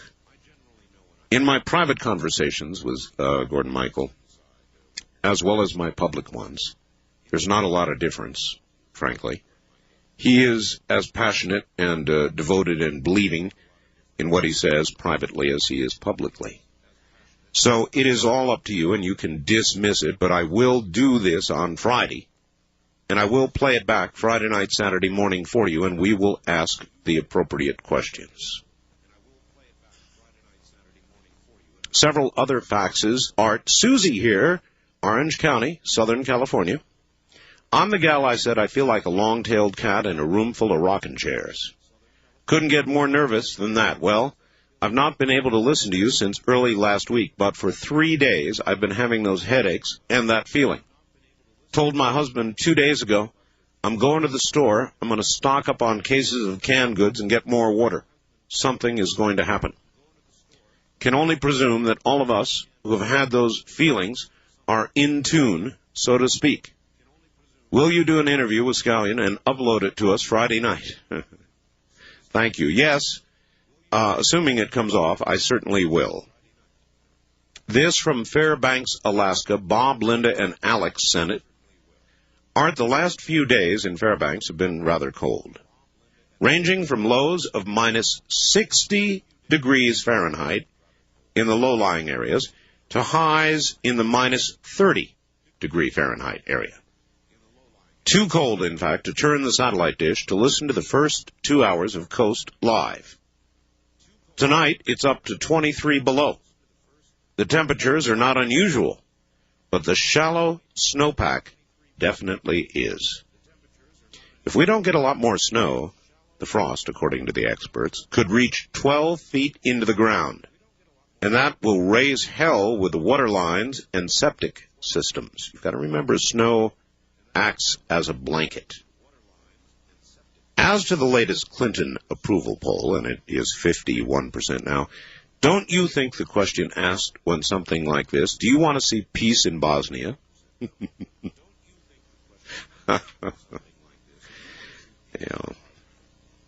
It could have. Somebody faxed me and said I was nothing but a dinosaur, referring to what's coming. Art, with respect to the comments about the dinosaurs 65 million years ago, let's go back to the beginning, shall we? 2 to 4 billion years ago, so the story goes, there was nothing but water and chemicals from dissolved rocks.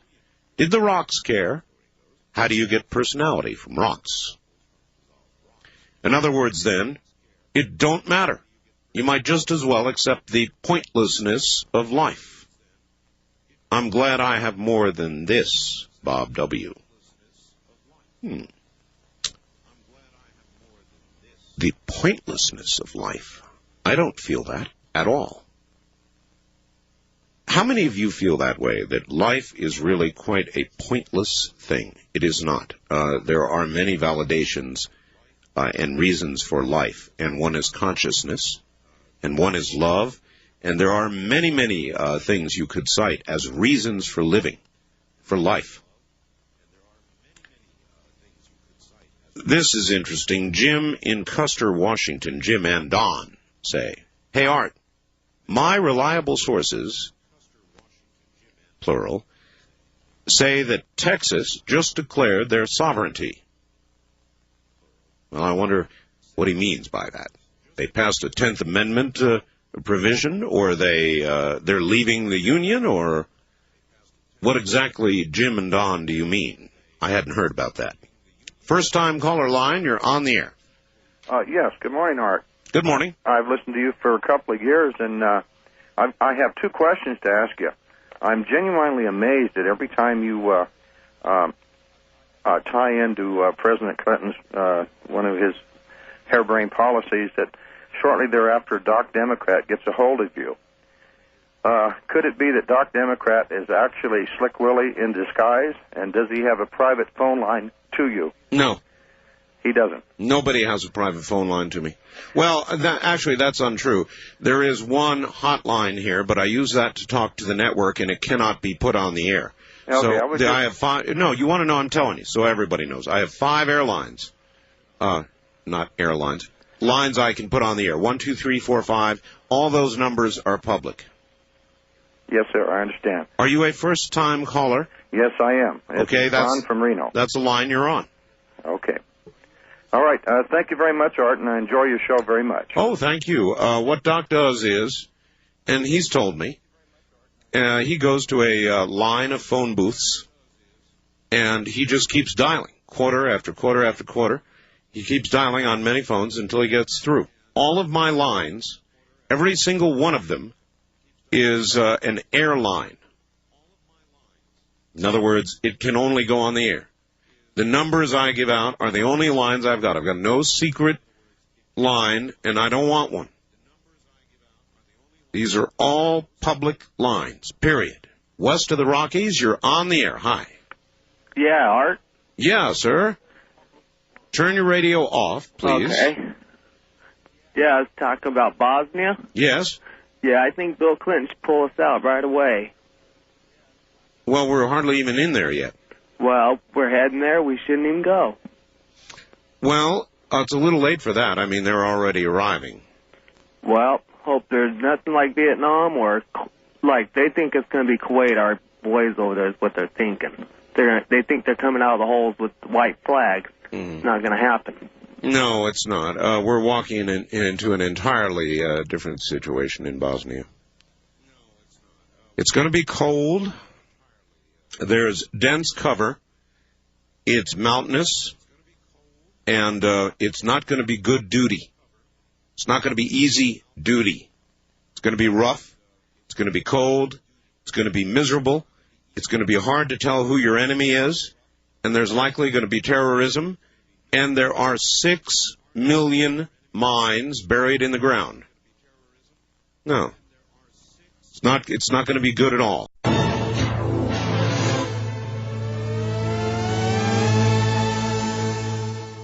Wildcard line, you're on the air. Hi.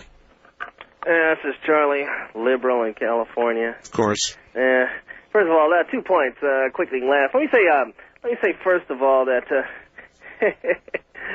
Newt's really getting it, isn't he? Yes. This is what the extremists deserve. They deserve what's happening to Newt Gingrich. They're the ones that put him there, and this is what's happening to him. Did you think Jim Wright deserved everything that occurred to him? Well, the thing about Jim Wright is that he wasn't an extremist. He was a moderate Democrat. Well, you have, and the Republicans. Yeah, Charlie, but that's like saying one person's patriot is another person's terrorist. Come on. I don't care. You know what? I think the Democrats are wrong. I think they're wrong to attack Newt Gingrich. Newt Gingrich can keep his position, let him stay the heck where he is. And as far as I'm concerned, it's like the Democrats having Jesse Jackson as Speaker of the House. I mean, In other words, you would feel a real loss if they should actually get Gingrich. Exactly. But you know what's going to happen in 1996? What? The Republicans will be framed as being extremists. That's what the Democrats are doing right now. Keyword is framed. You may be exactly right. I mean, the president is in the process of doing that, Charlie, and with some degree of success, as I watch it. And why do you think he's having this success? I think because every single political attack sometimes has a tinge of truth to it. Well, and I certainly look, Charles, he just vetoed the budget. I think the president is having success because the American people say they want a balanced budget. They say they want to pay down the debt, but when it really comes down to it, they really don't. And Clinton serves up that kind of... Oh, yes. Well, I think it's because the American people understand that they want a balanced budget, but they care about their environment, they care about the elderly people, whereas the Republicans obviously don't. That's the difference. Let me say lastly on this quickening thing. Yeah. You know something? I had one of my friends was listening to your show, and he was very upset with what you had to say about the quickening. He tends to think that you believe and correct me if I'm wrong, but you believe that the world or the United States is headed towards some irresistible, perilous doom that they cannot stop. Is that correct? I think there is going to be a change. Do not translate that to mean I think it's going to be the end of the world. I haven't said that. But you think it's going to be calamity? There's going to be a big change. There's a coming calamity. I believe that we cannot avoid. I believe that. Yes. That's where I. Yes. Yes. To answer your question, Look, we're going into the next century. You're absolutely. You know something. You have some good points. You're absolutely correct. We face problems that are unparalleled or any other stuff. You know, you look at there's going to be 3 million people in prison in the next 20 years, and certainly there's untold social problems in this country. But I don't necessarily think that means that we're headed towards some calamity that cannot be avoided. It's there, but it can be avoided. All right. So I think you're a doomsayer. Okay, thank you. So be it. I'm not saying it's the end of the world. I think that we're headed towards something. Yes, I do. I don't deny that. How could you? I mean, why did you even really have to ask the question? Doom? I don't think it's doom. To me, that means the end of the world. A change? Oh, yes. Yes, indeed. And I believe that we are accelerating toward it. I do believe that. Wild Card Line, you're on the air. Hi. Well, hi, Art. How are you doing? I'm okay. Now, I was reviewing a tape by Stan Deo. Deo? Yes, sir. The first time you talked to him. Yes. And at the end of his tape, he said that there was going to be a disaster from the West Coast to the Rocky Mountains. Yes. And it seems to be coming true. And Park City here in Utah, which is just up in the mountain area, had 2 earthquakes yesterday. I'm very well aware of them. And you know something very interesting? What? If you check the latitude of those earthquakes, and you check the latitude of the earthquakes in north of Tokyo, you will find exactly similar latitudes. That is very interesting. I hadn't thought of that. I thought maybe it was just a couple of old mine shafts caved in. But I'll tell you, you get a globe and you plot those earthquakes, and then you look across at the latitude, about 850 miles north of Tokyo. Take a look-see. You'll be in for a major surprise. We're here at the bottom of the hour. We're going to break. I'm Art Bell, and this is Coast to Coast AM. You're listening to Art Bell, Somewhere in Time. Tonight featuring a replay of Coast to Coast AM from December 6th, 1995.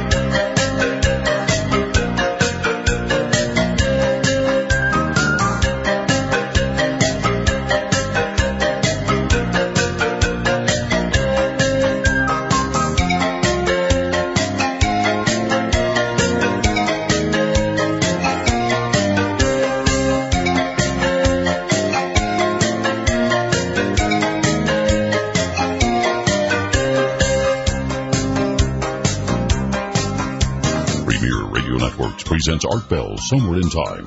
Tonight's program originally aired December 6, 1995. Good morning, everybody. Good to be here. For the lady who wanted the Cusco, you're hearing it now. This is Cusco. It's all over my show.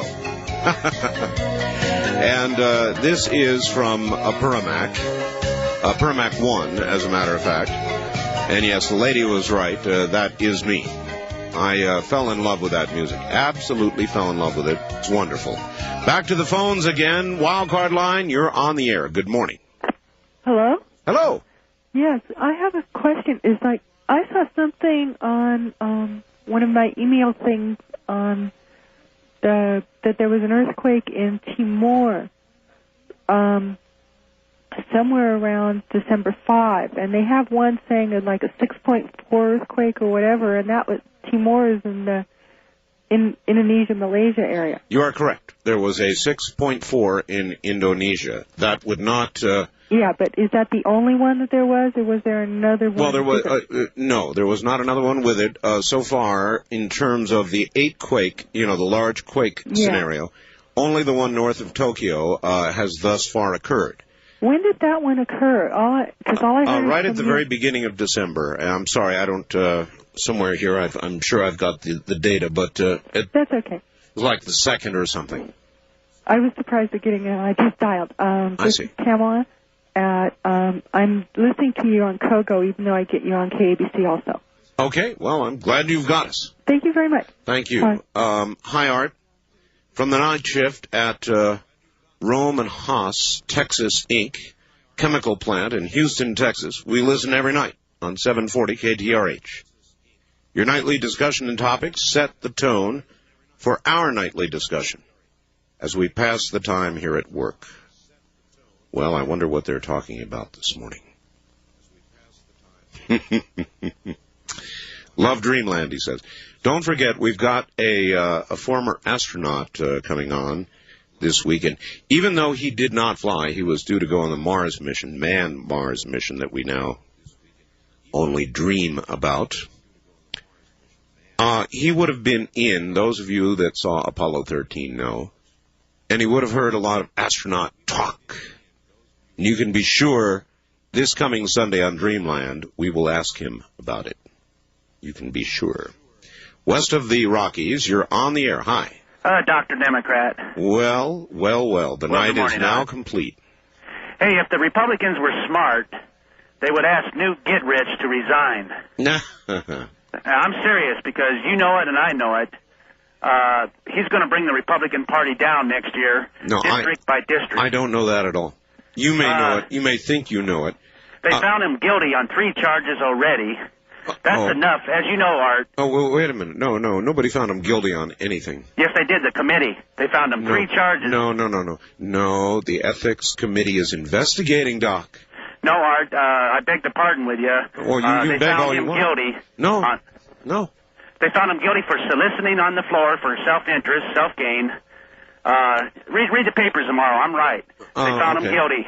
All right. The other charge. And what is the punishment that they are leveling for this? Well, the case is not over. They're going to have a special. But wait a minute. I thought you said they found him guilty. That sounds like a. That's so far. Yes, they did. But that's so far. And my point is this, Art. Yeah. Perception is 99% of politics, anyhow. In Doc's world, it is. Yeah, well, it just is. When the people see this sleazy stuff, they don't like it. Resurrecting the word sleazy from the old Jim Wright days, are you, Doc? Well, certainly, and he had to go, so that's why, in the name of fairness, Newt Gingrich has to go. Yeah. But, no, he's going to bring the Republicans down, because every time he opens his mouth about the budget or anything else, he's already been discredited. Doc, I thought you said that leadership, as applied to President Clinton, meant that you had to do things that were unpopular with the people. Isn't that what you said, Doc? Sometimes you do. Well, then why wouldn't that be true for Newt Gingrich? Because it's not. It's a different case. Every case is different, just like our courts. Let me tell you something. And what day of the month do you get your check from the White House? Well, that's a secret because I don't pay any taxes. I had a feeling. What I want to say is Clinton has already won the priority on the budget. He has won priority spending, the priorities on tax cuts. He's already won that. There's no question about it. Well, he hasn't won anything yet. He vetoed something, Doc. The final shape of things to come, whether or not there's going to be a 7-year budget, that's all to be bargained. Right, but Clinton's going to propose deeper welfare cuts. That's going to sell with American people. Well, proposing and disposing are two different things. Yeah, but he's also going to have a safety mechanism that the tax cuts won't kick in until we have a balanced budget. That's going to sell with American people. He's going to have $140 billion less Medicare cuts. That's going to sell. He's going to readjust the priorities, so he's definitely going to win that. No question about it. One little problem. What's that? And that is that to balance the budget in 7 years, the numbers have got to come from somewhere. That's and right. Wait a minute now. And when our president has to tell the country the way the Republicans already have the guts to do where he's going to get the money, then there's going to be a problem. Well, no, there isn't. Because last yes, night on there the news, is. for instance, the Republicans proposed $270 billion in Medicare cuts. He's proposing $124. The way he's going to pay for that is less tax cuts. All right. He's listened to focus groups, Art. All right, Doc, thanks. Look, I know how Clinton does business. You're right. He listens to focus groups. He reads polls, and he acts based on that. It's called the old wet finger to the wind, a way of doing politics, and that's our president. All right. First time caller line. You're on the air. Hello. Hello. Yes, sir. Is this Art Bell? It is. Turn your radio off, please. Okay. I was just wondering if you had ever heard of a book called Angels Don't Play This Harp? Authored by Dr. Nick Begich. Yes. I interviewed him a few days ago. Where were you? I wasn't able to get to the radio, and... Well, that's too bad, because we did a 4-hour interview with him, and you missed it. Yeah, well, I got his book here anyway, and I've been reading it. It is fascinating. Yes, it is. So, I just wondered if you'd ever heard of it. And, yes, sir, I have heard of it. Great, Okay, thank you very much for the call. Sure, I've heard of it. As I say, and I now repeat, we did a 4-hour interview with Dr. Nick Begich on harp. We'll be right back.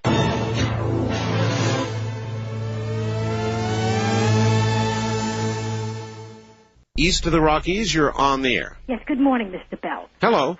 Today, I'm calling from Minneapolis. Yes, ma'am. Today is Pearl Harbor Day, isn't it? Well, December 7th. Is today December 7th? Right, 1941. No, today is the 6th, dear. Oh, today's the 6th? Yep. Oh, tomorrow's Pearl Harbor Day. Yes. The 7th, okay. Now, what I was going to say was that when that happened, December the 7th, 1941, the war really started in Europe in 1939. I think it was September 1st officially, when Germany invaded Poland. And, of course, Germany had Czechoslovakia already. Yes. But that was the day, September the 1st, 1939, that England and France declared war on Germany. Now, in 1940, the Germans invaded Denmark, Norway. Try and give me a sense of why we're reviewing all this history. Well, just one thing. When they invaded Denmark and Norway, Belgium, Holland, and France, in 1940, France was out of it, and England was fighting alone. And when we got into the war, December the 7th, 1941, because they have the nerve to criticize Mr. Roosevelt, the Japanese already had the whole east coast of China. They had all of Southeast Asia practically, and the Germans were occupying at least 15 countries on the European continent. Okay, and so where? Okay, now, stop. Yeah. That's a wonderful lesson. Where are you going with this? Well, how on earth can anyone criticize Mr. Roosevelt? They say he should have went in before the war, and then they say he should have never gotten involved. Suppose, God forbid, if that was a just war, if there was any war on the face of the earth, if we didn't get involved in the war... Ma'am, all right, thank you. Look, I don't know why you're trying to set up a debate about that war. We've got a debate going on right now. I mean, we're dispatching American men and women by the tens of thousands to Bosnia. So we don't need to review and rehash, except as history serves us to remember, all the wars of the past and whether or not Roosevelt knew the Japanese were coming and all the rest of all that baloney that people still talk about. We've got real flesh and blood headed over to Bosnia right now. Sorry to say. God, we're making such a mistake. This is really a mistake. You better believe I support our troops, but the policy, it's a big mistake. And to go over there and say we're going to spend 1 year and we're not going to arm the Bosnians, then we're going to leave. I don't know where this guy is coming from. Wildcard line, you're on the air. Hi. Oh, good morning, RKEX. Great to get through. Got a comment on Bosnia. Sure. But before that, I got a quick one-liner I just heard on CB radio, a lawyer line, a lawyer jab. What do you get when you cross a crooked lawyer with a crooked politician? A Chelsea. I'm sorry. Anyway. That's terrible. Art, on this Bosnia thing, Monday night here in Portland on the ABC affiliate, they showed the troop dispersal, and I haven't heard you talk about it. Here's what they showed, and they showed the graphics. 20,000 to these are Americans. 20,000 to Bosnia, yes. 5,000 to Croatia, and 3,000 to Hungary. I thought that was significant because it's the first time in 30 or 40 years that American, NATO forces have been allowed in the former communist country. It's true. And I was startled. And then, so that equals 28,000. And then yesterday... Oh, include the carriers off the coast.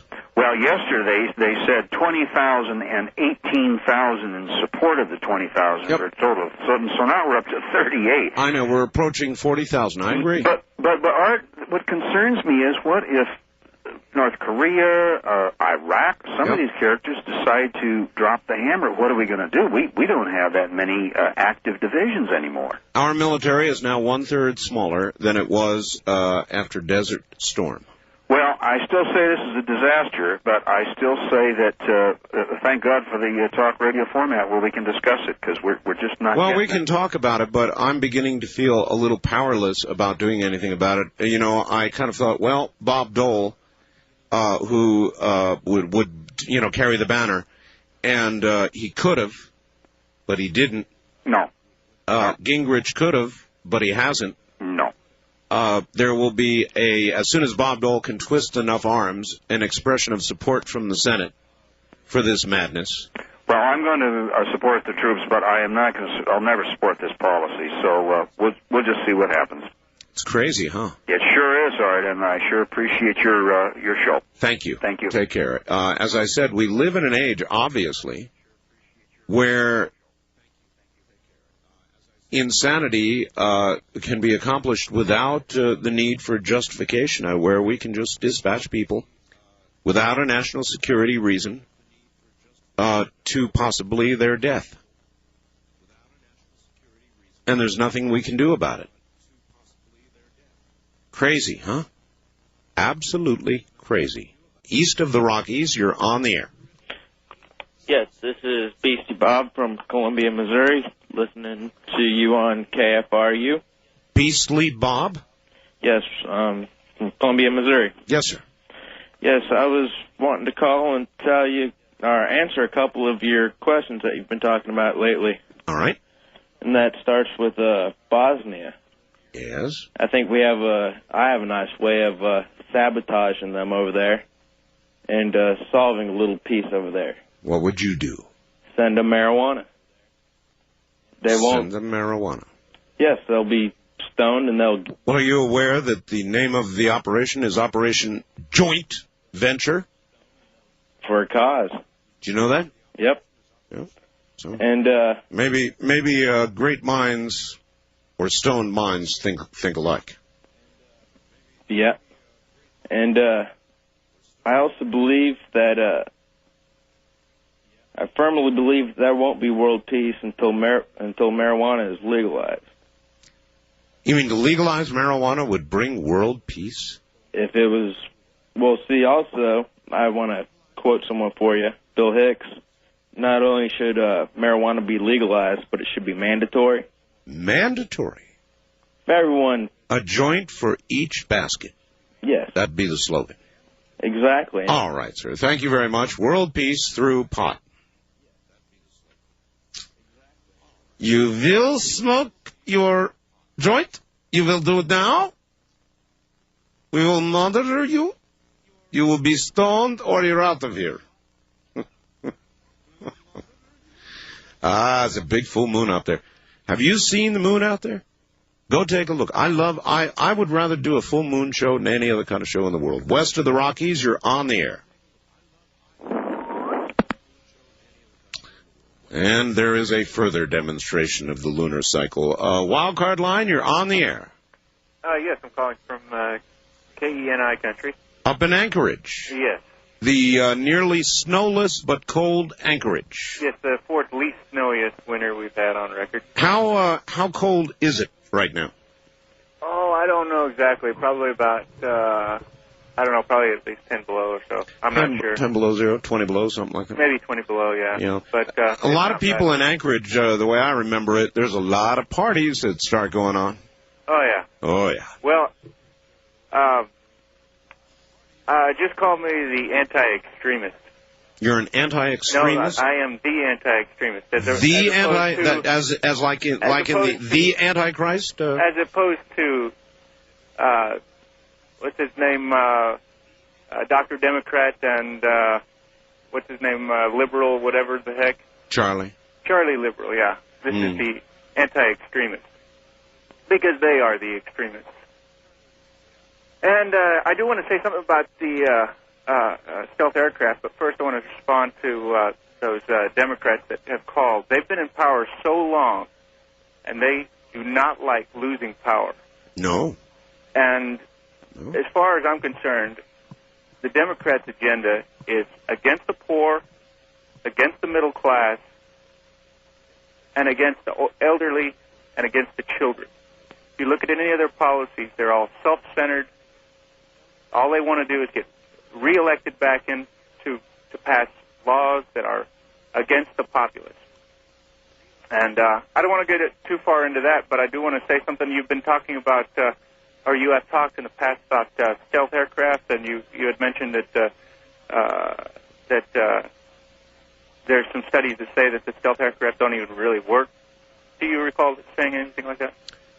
Well, I know the F-117 works very well, thank you. I think you were talking about the B-2 doesn't work very well. Stealth bombers, I believe, yeah. Mm-hmm. I just want to mention, first, with the stealth aircraft, you have a stealth mode and a non-stealth mode. Yeah. Okay, and also, once you have technology... No matter how stealthy they tried to make the B-2, sir, it is seen on radar. So that's what I meant when I said it didn't fully work, and there have been a lot of tests with the B-2, and it has not been able to. But then, on the other hand, I haven't seen one. How about the rest of you? Have any of you seen any B-2s? So maybe it does work. Maybe they don't have the same kind of stealth system. Maybe they've got the Klingons' cloaking system. Okay, here are two contrasting faxes on the Michael New thing. Dear Art Bell, you pompous realist, how dare you bring into the Michael New discussion military law and the duty of an enlisted man? Don't you realize that in the modern world, the feelings and desires of the individual supersede the unfair rules that society imposes upon us? Why, the next thing you know, you'll be advocating self-sacrifice for a higher ideal. Shame on you. That's from Martin in Alameda. And then this, Art, you keep saying we just don't get it about Michael New. Guess we must be stupid out here. I think we do. He did not follow an order, and yes, he should be court-martialed. But he knew, no pun intended, I'm sure, that under those circumstances, he challenged UN authority versus our constitutional authority. I think your initial statement is, should we be discussing, is he a hero? Joe at KCMO. No, Joe. I don't think so, not my estimation. To me, somebody who disobeys a lawful order is not a hero. Now, I realize to some who would call themselves, and do, patriots, it is a very patriotic, proper thing to do. But if you want to argue Constitution, then you've got to understand that under the Constitution, we can make treaties, and they are the supreme law of the land. And if you want to change some, you change the treaty. You don't say, no, sir, I'm not going to do that. We'll be right back. You're listening to Art Bell Somewhere in Time on Premier Radio Networks. Tonight, an encore presentation of Coast to Coast AM from December 6th, 1995.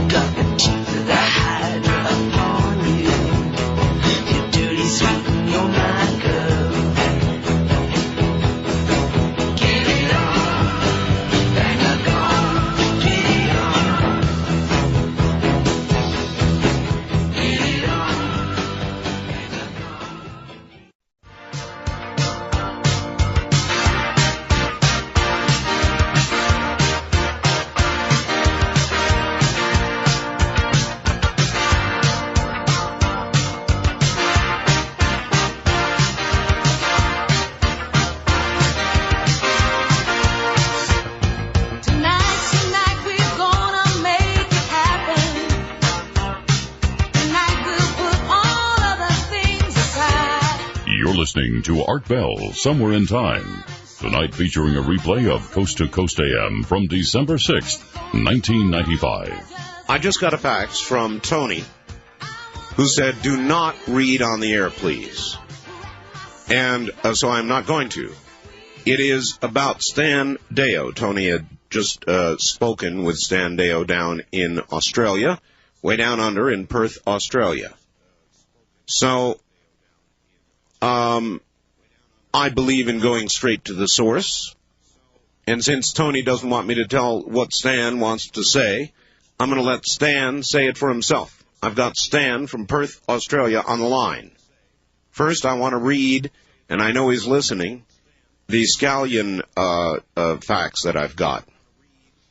Here it is, Stan. Dear Art, as you are aware, Japan's Kuril Islands were hit with a magnitude 8.0 earthquake this week.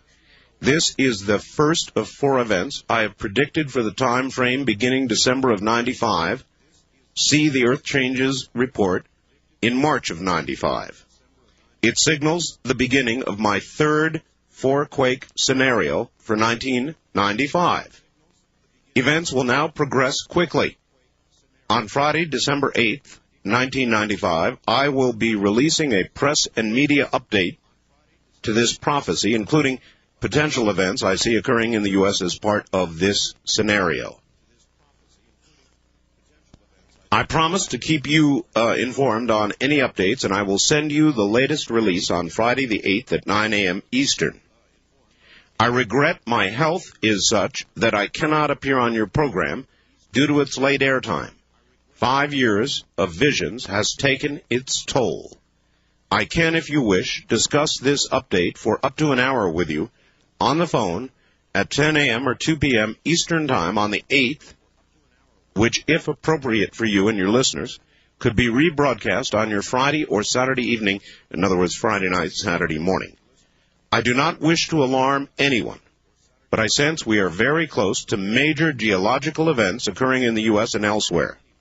Since both of my earlier 4-quake scenarios have occurred in sequence and on time, I can only assume the potential now exists that the complete 4-quake scenario, which has just begun, may now occur.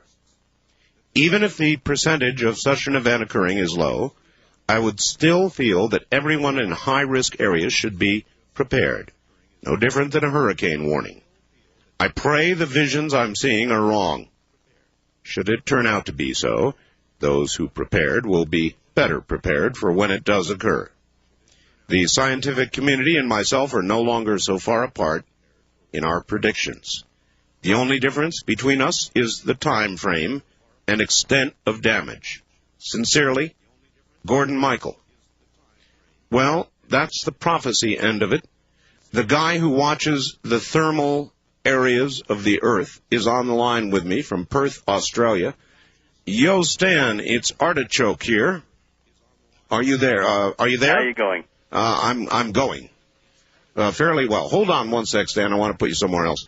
Let me put you over here. Okay, do you have us? Yeah. Still Okay. there. Okay, good. You're coming in clear now. Good. Did you hear the facts? Yeah. Wow. You know, I sent you a fax, about a week ago, but just before the Cure Isles went, to say that things in several areas look pretty bad. Yes, you Since did. that time, about 40% of them have converted to action. Like Gordon Michael, I try to say to folks, look, if you're in one of the areas that I say look out, you got about a 1 in 3, 1 in 4, maybe better chance that it will actually hit in the next 4 days. Be prepared. That's the best I can do. But what I've come across here in the last few days since I made that announcement is some information from a guy, I'll have to fax it to you later, about what people should do before an earthquake or volcano occurs in their area, what people should do during one in various buildings or locations that they might be in, and what people should do after the disaster if they survive it. Right.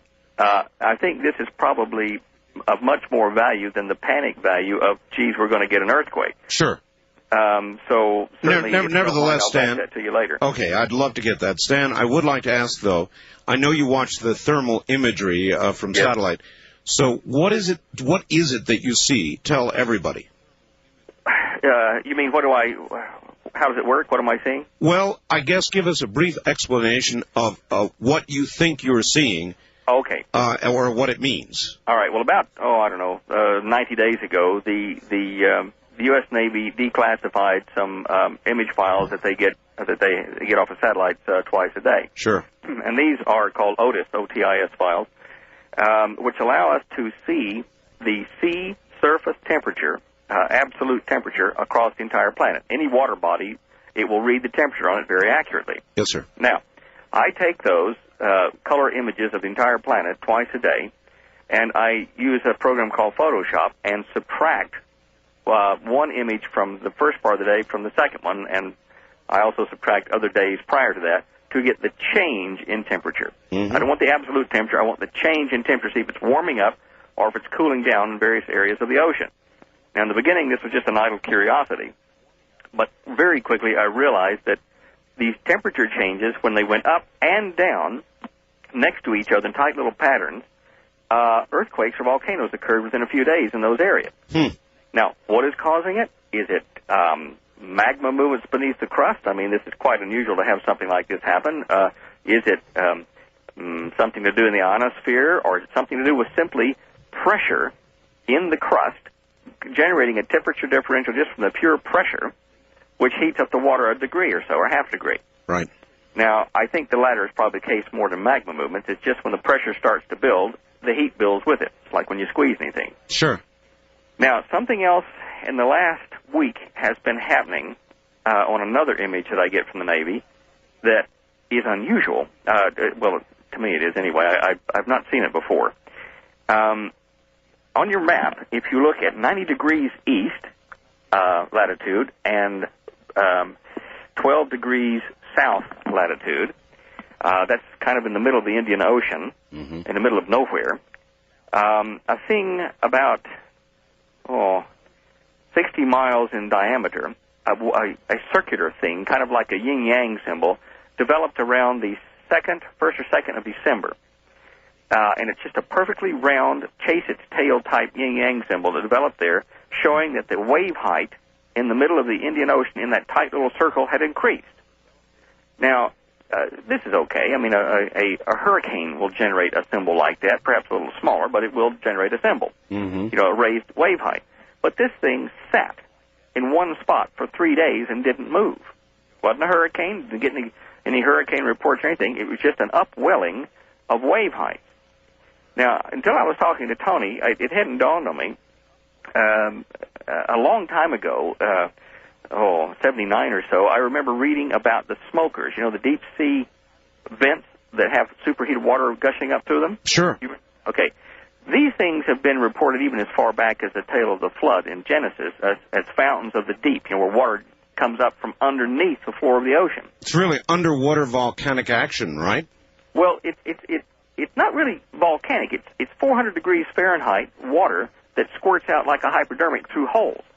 Now, in the northeastern Pacific Ocean, off the Oregon-Washington coast, there have been reports of up to 1,100 little events like this being cataloged since '79.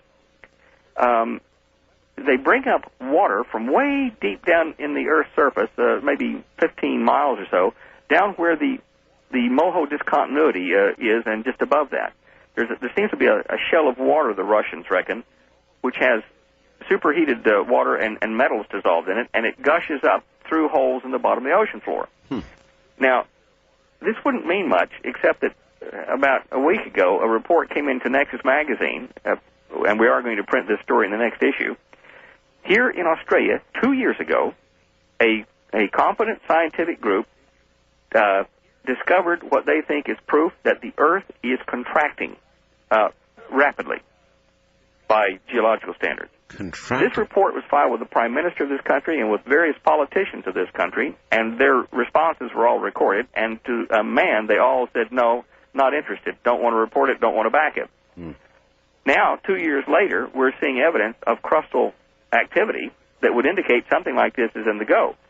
If the Earth is contracting, then possibly these deep-sea vents are becoming more active, and what I'm seeing here is an upwelling of a super vent. I don't know how to tell you, except that I think that's a good guess. Stan, you mentioned the Indian Ocean area. Yep. That would be the next location, if I'm following Scallion's predictions accurately, that would be the next location for a likely 8-point quake. You're joking. No, it would be the Indian Ocean, followed by South America or Mexico, and then North America. Just a second. I'm just pulling up today's map. Okay. Because that is where we would look for the next action, would be somewhere in the Indian Ocean, probably. A heat zone is developing underneath that welling I was telling you about. There's a temperature inversion, a drop just north of there surrounding that, and a heat inversion going up the other way, starting right where that bubble was, slightly to the left of it. That means that there could be quake activity building there. It's not too serious yet. It's not a big one. South America, holy cow. Boy, look down the southeast coast, that's Argentina. On the right side, the east side of it is lighting up, but I don't see any dark areas, so it may not convert yet. California, Baja California has a white spot indicating a temperature rise off the tip of it and to the west about 600 miles. A tight zone. North of that up to San Francisco is a cooling, indicating that there's pressure between the two. Probably Los Angeles is where the conversion could take place. Also another one off Oregon, a hot spot building, cooling down. Sorry, that's off Washington. Down at Oregon, it's a hot spot right on land, and then slightly south and west of that is a cool spot, indicating there might be some minor quakes up there shortly. Okay, Stan, I know I don't have you for a long time. I would like to ask you, how can people see what you're seeing? Well, on my webpage is a good place to start. I have the addresses on there of the U.S. Naval databases that I use. You can just click on your web page, and it takes you there. Okay, there's now a link between my webpage, I understand, and yours, correct? That's correct. They can go to your webpage for people that have appeared on your show who have web pages. Click my name. That takes them to my webpage, and on my front page, there's a thing that says, about three-quarters of the way down, it says current quakes, thermal changes, and wave height changes, U.S. Naval Center. And you just click on those, and it takes you straight in, and then you have to pull those images down. And if you don't know how to kind of process them, you can write to me on email, because my address is on the page, and I'll tell you how you do it. All right, Stan, I gave everybody my webpage address. I'll do it again. All right. I really, really appreciate your taking a few minutes out. And well, thanks for sharing with that telegram. I didn't know that had happened. Yeah. How do you react to that after what you've just seen, by the way? Well, I know something unusual is happening. As I say, it's so new a science, or semi-science, that we're doing here, that I don't know what I'm seeing. That something unusual is happening, and most of it at the moment seems to be Indian Ocean toward Australia. Australia has a hot spot developing under it, so it's working. Stan, all I can tell you is things over here are brewing. All right, Stan. Thank you, my friend. We'll check back with you, and we'll stay in close touch. Well, I'm exposed to the Indian Ocean side. Let's hope it's not a big wave, hey? Have a good one, Stan. Thanks, Art. Bye-bye. Take care. Down under, that's Stan Deyo in Perth, Australia, and Oh, boy. We'll be right back.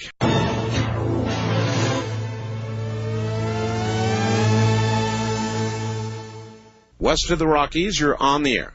Hi, this Hi. is Kathy in Landers, California. Hi, Kathy. I have been wanting to call you for a long time and tried several times. Okay, well, you've got me now. Well, I'd like to tell you, I've lived out here for about 18 years now and went through the big Landers earthquake out here. And ever since then, including the day that it happened for about a month after that, we got straight, solid, white haze in our desert.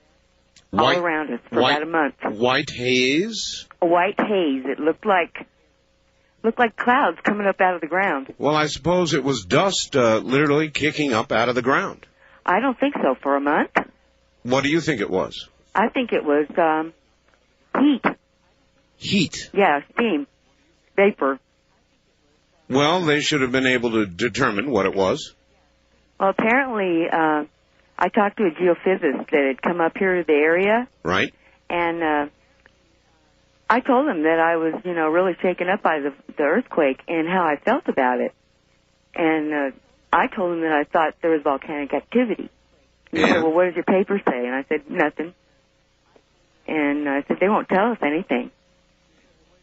Well, there's, volcanic rock all around out here. Yes. Like 5 miles from my house. Well, the crack, the 43-mile crack runs like a half a block from behind me. And we're in 2.5-acre parcels. This crack, you couldn't see the bottom when you look down. Right. There's areas that are so deep that you can't see the bottom. And it's starting to get white again out here. That's always been one of my biggest fears, Kathy. The earth opening up and falling in. I don't like that. As a kid, I always thought it was, fantasy when they talked about that, in the dinosaur movies and stuff. Sure. I tell you what, it's true. It's real. You feel like some future fossil fuel, Kathy? Yeah, I do. I've, ever since then, I slept out in the tent on the front lawn until I got too cold to sleep out there. People who have not been through earthquakes don't understand it. I've been through many, and I understand what you're saying. It is so frightening. I was born and raised in California and never have been afraid of earthquakes. Never. But this was worse than anything that I've ever experienced or would want to experience again. Right. No, Kathy, thank you. I understand. I have been through large earthquakes. It is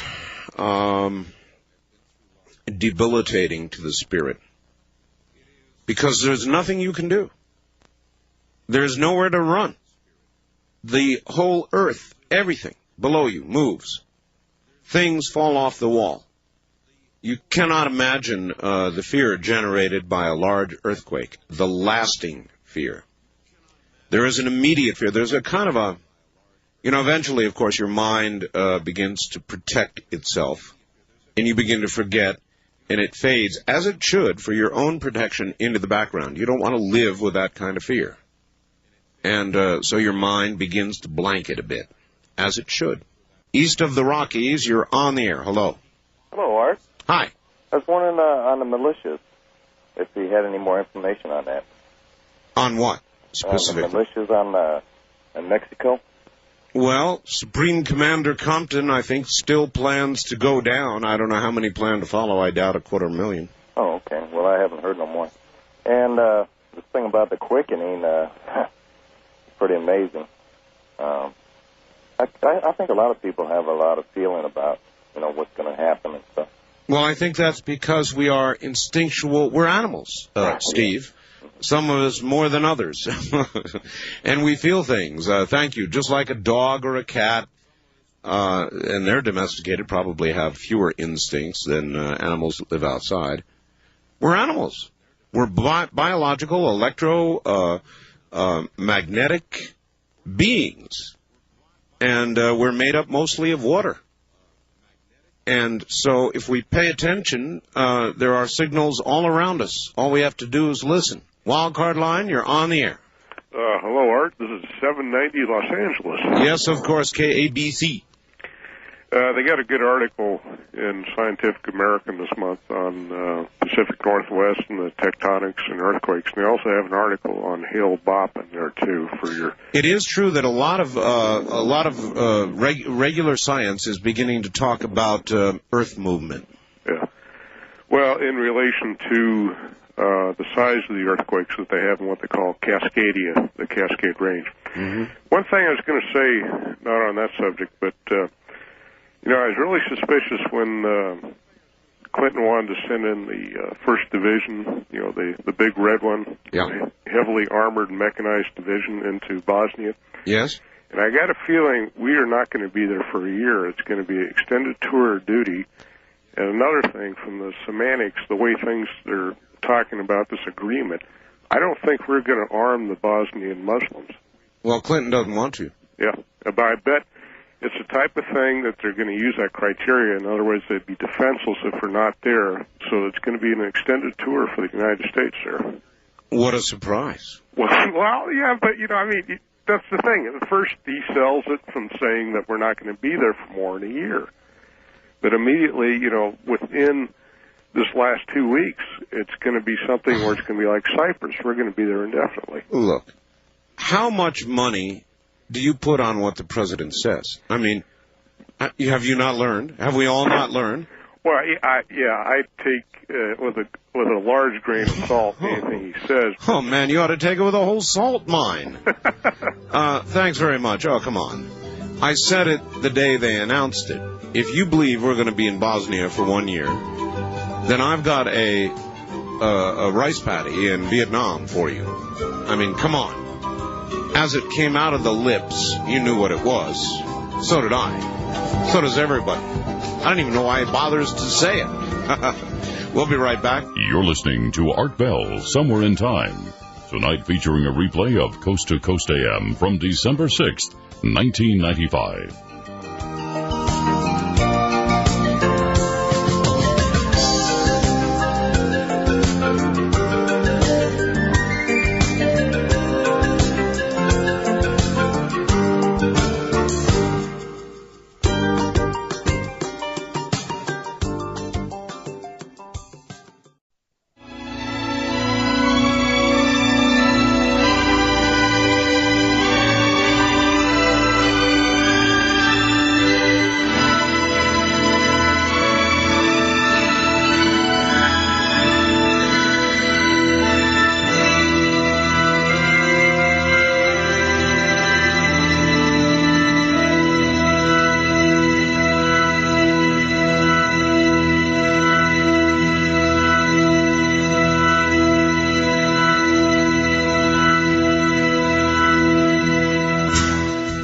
To Art Bell, Somewhere in Time on Premier Radio Networks. Tonight, an encore presentation of Coast to Coast AM from December 6th, 1995. Morning from the high desert. Hi, everybody. I am Art Bell. Good to be here.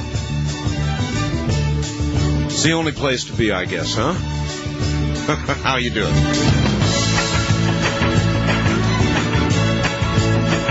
You say you're a little concerned, Pookie? Yeah, me too. But life goes on, and you can't put up your hand and stop this kind of stuff if it's going to happen. So, que sera, I guess. West of the Rockies, you're on the air. Hello. Well, how do you do there, sir? I do reasonably well. Good. I'd like to speak with Art Bell, if I may. I haven't heard anybody mention, when the United States and the Russian, they joined in space? Yes. And then they separated? They mated, yes. Yes. Well, did you happen to see the two of them go over when they separated?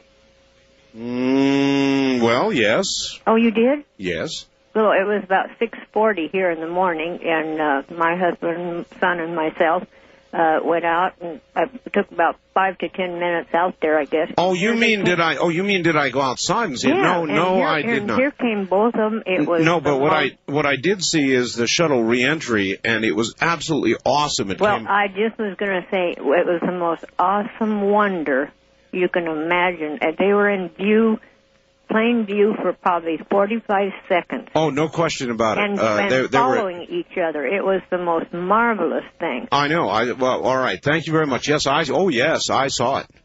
I saw the reentry, and it was the gosh darndest thing I ever saw. It was a purple. I didn't see the two of them.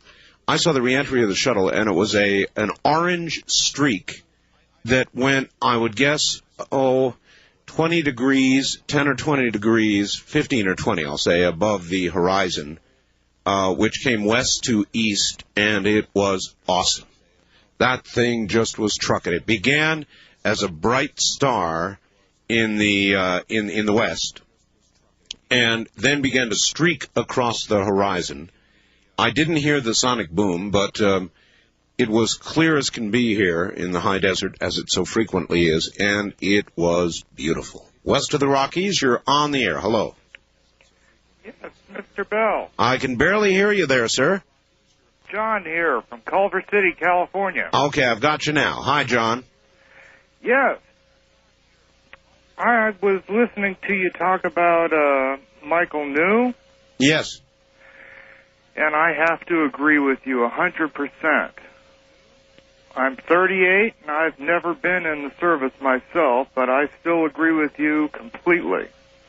I think anybody who joins the service should fill out their obligation no matter what it is.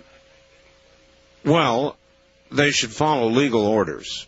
Now, there are circumstances under which you can be given an order that is not legal. Then it is your obligation. That is true. To disobey. You don't, if you're told to burn a village full of children, you don't do it. That would be considered illegal, of course. That's there you are. All right. So otherwise, if you get a legal order, you do what you are ordered to do. And we can take it Joe's way and discuss whether Michael New is some sort of hero. To me, he is not. If you wish to change the obligation the UN has through treaty to other UN member nations, then you do that by changing the treaties. You don't do it by joining the U.S. military, holding up your hand, promising to uphold the U.S. Constitution. And if you'll check out the U.S. Constitution, you will find that treaties, when they are made, become the supreme law of the land, and then disobey it. That isn't the way you do it. You run for Congress. You petition your Congress people, your Senate people, even the President, whoever you want to petition, to see to it that that treaty is abrogated. That's the way you do it. You don't go into the military and then refuse to take an order, and when you do, you get court-martialed. Now, you may consider Michael New a hero. I don't. I consider him somebody who has disobeyed a lawful order and properly faces a court-martial. Wildcard line, you're on the air. Hello there, calling for San Diego. Yes, sir. A little while ago, I guess it was a couple hours ago, you were talking about the new coastline according to Scallion's predictions. Well, he has something called a future map. Right, yes. actually, I'm looking at that right now. When he was on, he advertised that, and I went ahead and ordered that. But according to the first quake, you're pretty near the Nevada border, aren't you, with California? About 8 miles from the California border. So you'd be probably 200-300 miles from the new coastline from the first major quake. Well, there would not. It's my understanding there would not be a new coastline created by the first major quake. The actual geographic changes of that kind would come in the second round. Okay.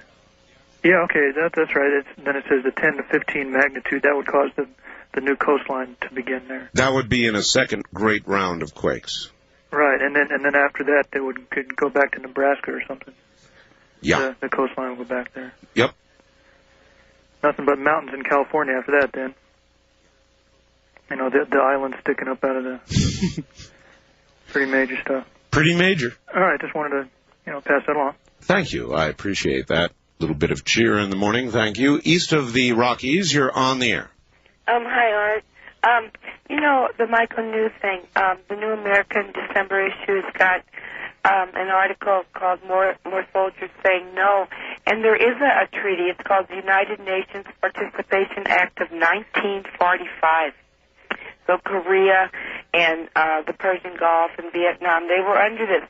And it empowers the president to make troops available for peacekeeping and peace enforcement missions. Yes, I know. And the North Atlantic Treaty, NATO Treaty, specifies that the alliance exists to serve the purposes and principles of the United Nations and recognizes the primary responsibility of the Security Council for the maintenance of international peace and Ma'am, security. the whole point here is that if you wish to change this, you don't do it as a GI refusing a lawful order. No, he has no right. I always thought he had a right, but the thing is, I think our military people aware of this particular United Nations participation. Well, there's a lot of people that are not aware, thank you, of a lot of things. And it is a very populist thing right now to say, yeah, good for Michael Noob, and yeah, refuse that order. Well, to me, he is not a hero. He is simply somebody who's going to be court-martialed and probably go to the brig. To some people, I guess he's a hero, not to me. And I still say that those who think he is a hero don't get it. And they don't get it because they never have been in the military and don't understand the military. Wild Card Line, you're on the air. Hi. Hi, Art. How's it going? Okay. KOH up in Reno. Reno, yes, sir. I was down in Japan the last week or so and into China. And on the way back, it's amazing how far radio carries. I got to go up to the cockpit of the jet I was in and had a radio, and about an hour out of Japan was able to pick up KOH radio. From Reno? Well, from Reno. Cool. Way out there. I heard Ross Mitchell about 5:15 in the morning talking about Barbara Vukanovich not running for re-election. Got him for about a half an hour. Kind of scratchy, but it was definitely Reno. Yep.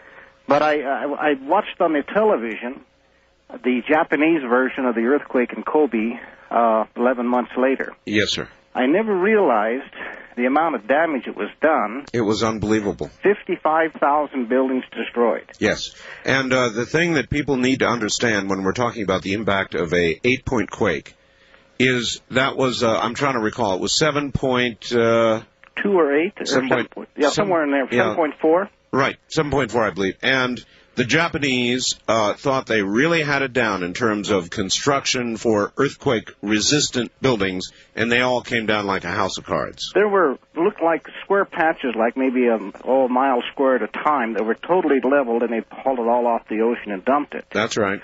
And the thing that surprised me, kind of caused me to think of, a lot of the fire equipment and the water trucks and the food trucks and that were not used. And the reason was, they couldn't go anyplace. They were stopped in place. Yeah.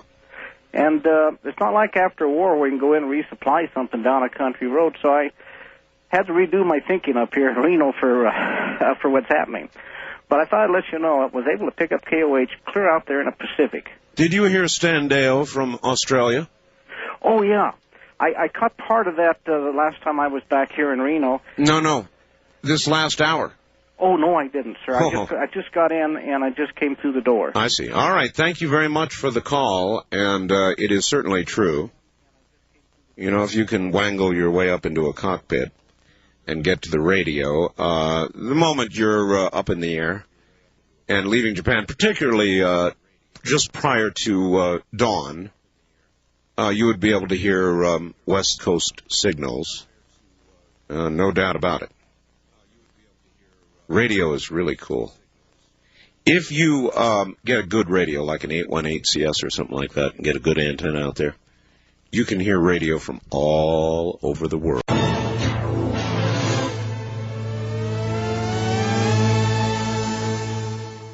East of the Rockies, you're on the air. Yes, I have your answer for the quickening there. Oh, you do? Yes, I do. You're the quickening answer man, huh? That's me. All right. And what do you have to say? It's this, actually, what I really think it is, it's this band here in Columbia, the Flying Scully Mac Attack. They're just rocking so hard, they're blasting everyone all over the world with their sounds. All right, sir. Thank you. That was a sneaky little plug. Wild Card Line, you're on the air. Radio Free America. Hey. 51% approve of Clinton's handling, huh? That's what it says. Boy, a majority. He can fool the majority of the people all the time. Well, or at least most of the time. Art, and dumb as rocks. But anyway, the Gingrich deal. Yeah.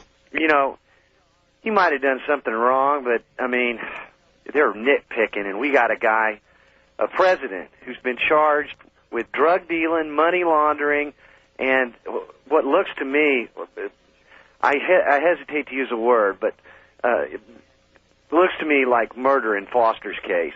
Well, that puts you way out in an extreme limb. Well, me being the extremist that I am, I of course have to say that. Well, nobody has officially charged him with murder. Nobody has officially charged him with drug dealing. As far as I know, and if you know that is, when you make an allegation like that, Wall Street Journal's made those allegations. Yeah, but see, the word allegation and the word charged with are different. Charged with is like indicted by a grand jury or charged with by the police or the FBI, arrested for, charged with, as opposed to allegation. Okay, they've been alleged, but they really haven't been pursued or investigated. Thank you. And I think that that's a heck of a lot more troubling to me than Benedict Gingrich, who I'm no fan of, as you know, of his college course dilly-dally. That's simple political revenge. Well, do you think that Starr is ever going to come out with anything? I mean, what has he been doing? Well, I'm not privy to what he's doing, but the rumors are, I can tell you this, the rumors are there's some pretty heavy-duty Whitewater-related stuff about to come up, bubbling up. You said payback, for Wright, but wasn't Hillary Clinton, wasn't she an attorney against Nixon, too? I believe she was, Would yes. that be considered payback also? Well, I do know that what's happening to Gingrich is pure political payback. And, yeah. I'll talk to you later. Yeah, I'll see you later. There's no question about it. Pure political payback. And that one's been in the hopper for a long time. Gingrich, however, lately has been making it easier for them. And I do wish he'd quit doing that. He's been making a pretty easy, simple target, good target. Shouldn't do that. Said he was going to lay low for a while. That is very un-Gingrich-like. First-time caller line, you're on the air. Hi. What an honor. Let me get my radio. All right. Get that radio. Thank you. Been with you about a year. Listen to you every night. I really enjoy it. Great. Where are you? I'm in beautiful Kent, Washington. Kent. All right. Yes, sir. Art, I'm going to be going to work on a factory trawler up in the Bering Sea here about towards the end of January. Yes, sir. How am I going to be able to pick you up? You'll be able to hear us. Kenai? KENI in Anchorage, KFAR in Fairbanks, KINY in Juneau. Bottom of a steel boat with a lot of steels. KEX in Portland, KPNW in Eugene, KOMO in Seattle. Excellent. KGA in Spokane. Wanted to make sure they all went up that far. You tune around, huh? Okay, but what about the steel boat, though? Is that going to be a problem? Well, steel, but get yourself a little bit of coax and put an antenna outside. Okay, good deal. Another quick question. Water is a great conductor. Okay, thank you. What if the big one hits up there in the Aleutians, or maybe in the North, or even in the Bering Sea, the 8 point or 8.5? Well, then I believe the nautical phrase would be batten down the hatches. I guess the water's not a good place to be, or is? Well, I don't know. It depends on your point of view. If you were previously on land and you're in water, that's not good. Okay, buddy. Thank you. See you later. You got to maintain a sense of humor. West of the Rockies, you're on the air. Good morning. Good morning. This is Dan from Fairbanks. Hello, Dan. Hi. Well, I took some of your advice, and I ordered an 818 Monday. Good for you. And I'm hoping it'll get here tomorrow. Well, maybe it will. You're going to love it. Well, I hope so. I'm really getting excited about getting it. Well, for good reason. Well, it's about 23 below here and no snow. That's weird. And I think that guy just called that's headed out to the Bristol Bay in January on that factory trawler got a lot more to worry about than earthquakes. You can get 40 and 50-foot seas in January out in Bristol Bay, and they've been known to take down a few trawlers from time to time. Really? There was... That's not my idea of a fun cruise. No, me neither. There have been, over the course of the last few years, probably 3 or 4 100, 200-foot vessels that have sunk out there. No, I wouldn't like that. And even if I didn't sink, I would be sicker than a dog. When I go on a ship, I like these great big ships with giant stabilizers on them. Cost them a lot of money and fuel, but, you know, they keep the ship nice and stable, and you don't get seasick. Yep. I think, Willie Weasel kind of made a mistake by sending these troops to Bosnia. Well, I'll go along with you there. I think it's going to last a lot more longer than a year, and I think we're going to wind up with 75 or 100,000 troops over there before it's over with.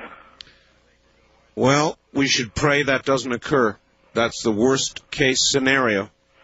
Well, I hope it doesn't, but I hope the people, when the election comes, starts listening to all of his excuses as why the troops aren't coming out of there and realize that he's just talking out the other side of his face. I agree with you. Well, I'll tell you, you'll know. You always know when to worry. When you see Peter Arnett in Bosnia, maybe up on one of those platforms, then you got to worry. You watch for Peter Arnett. He's like a harbinger. When you see Peter Arnett, you know action's coming. Wildcard line, you're on the air. Hi, this is Steve. Oh. In the Willamette Valley Sea Trench. Also known as Portland. Yes, sir. Sounds like you're actually in a barrel. Are you on some sort of... Well, actually, I'm in a giant cafeteria here, all alone by myself. Sounds like it. Anyway, remember, quite a while ago when people were talking about something going on in the Grand Canyon? Yes. Where they were, like, roping off an area, and everybody thought they were building, UN concentration camp or something? Well, I didn't think that. Well, I know. But my thought was, what about all those refugees coming from California? What about them? Well, wouldn't they be preparing somewhere to put them? So you think... If they knew. You think there's going to be a mass extinction of Californians? No. Like, toss them into city. The Grand Canyon, maybe? Yeah, like a tent city. Tent city. For people. I see. Not an extinction, Well, I mean, it's a big hole in the ground. Yeah, really. Well, if they were preparing something. Also, CBC get you a satellite truck yet so you can go trucking around the country reporting, when everything's going down? Wouldn't that be cool? That would. I think I like that idea. Well, you would. I want them to. You do? Yeah, sure. That way Special little truck so I can... A little truck with a big dish on top. Art Bell on the road, Art Bell on the road, coast to coast. Oh, God. Of course, the coasts are a little smaller, but... Goodbye, sir. Goodbye. Yeah, I don't know about all this, folks. Don't rack it on my back. I listen. I put people on the air, from Dr. Nick Begich to astronauts to people like Gordon Michael Scallion and Stan Deyo and the rest of those folks. I don't necessarily subscribe to it, nor would I add, do I necessarily not subscribe to it. I listen very carefully, and I think people with an open mind do. This is all very interesting stuff. Doesn't mean it's going to happen. And they will all tell you that. These are just little hints and bits of information, and if you want to absorb them and believe they mean something, that is up to you. Good night, America.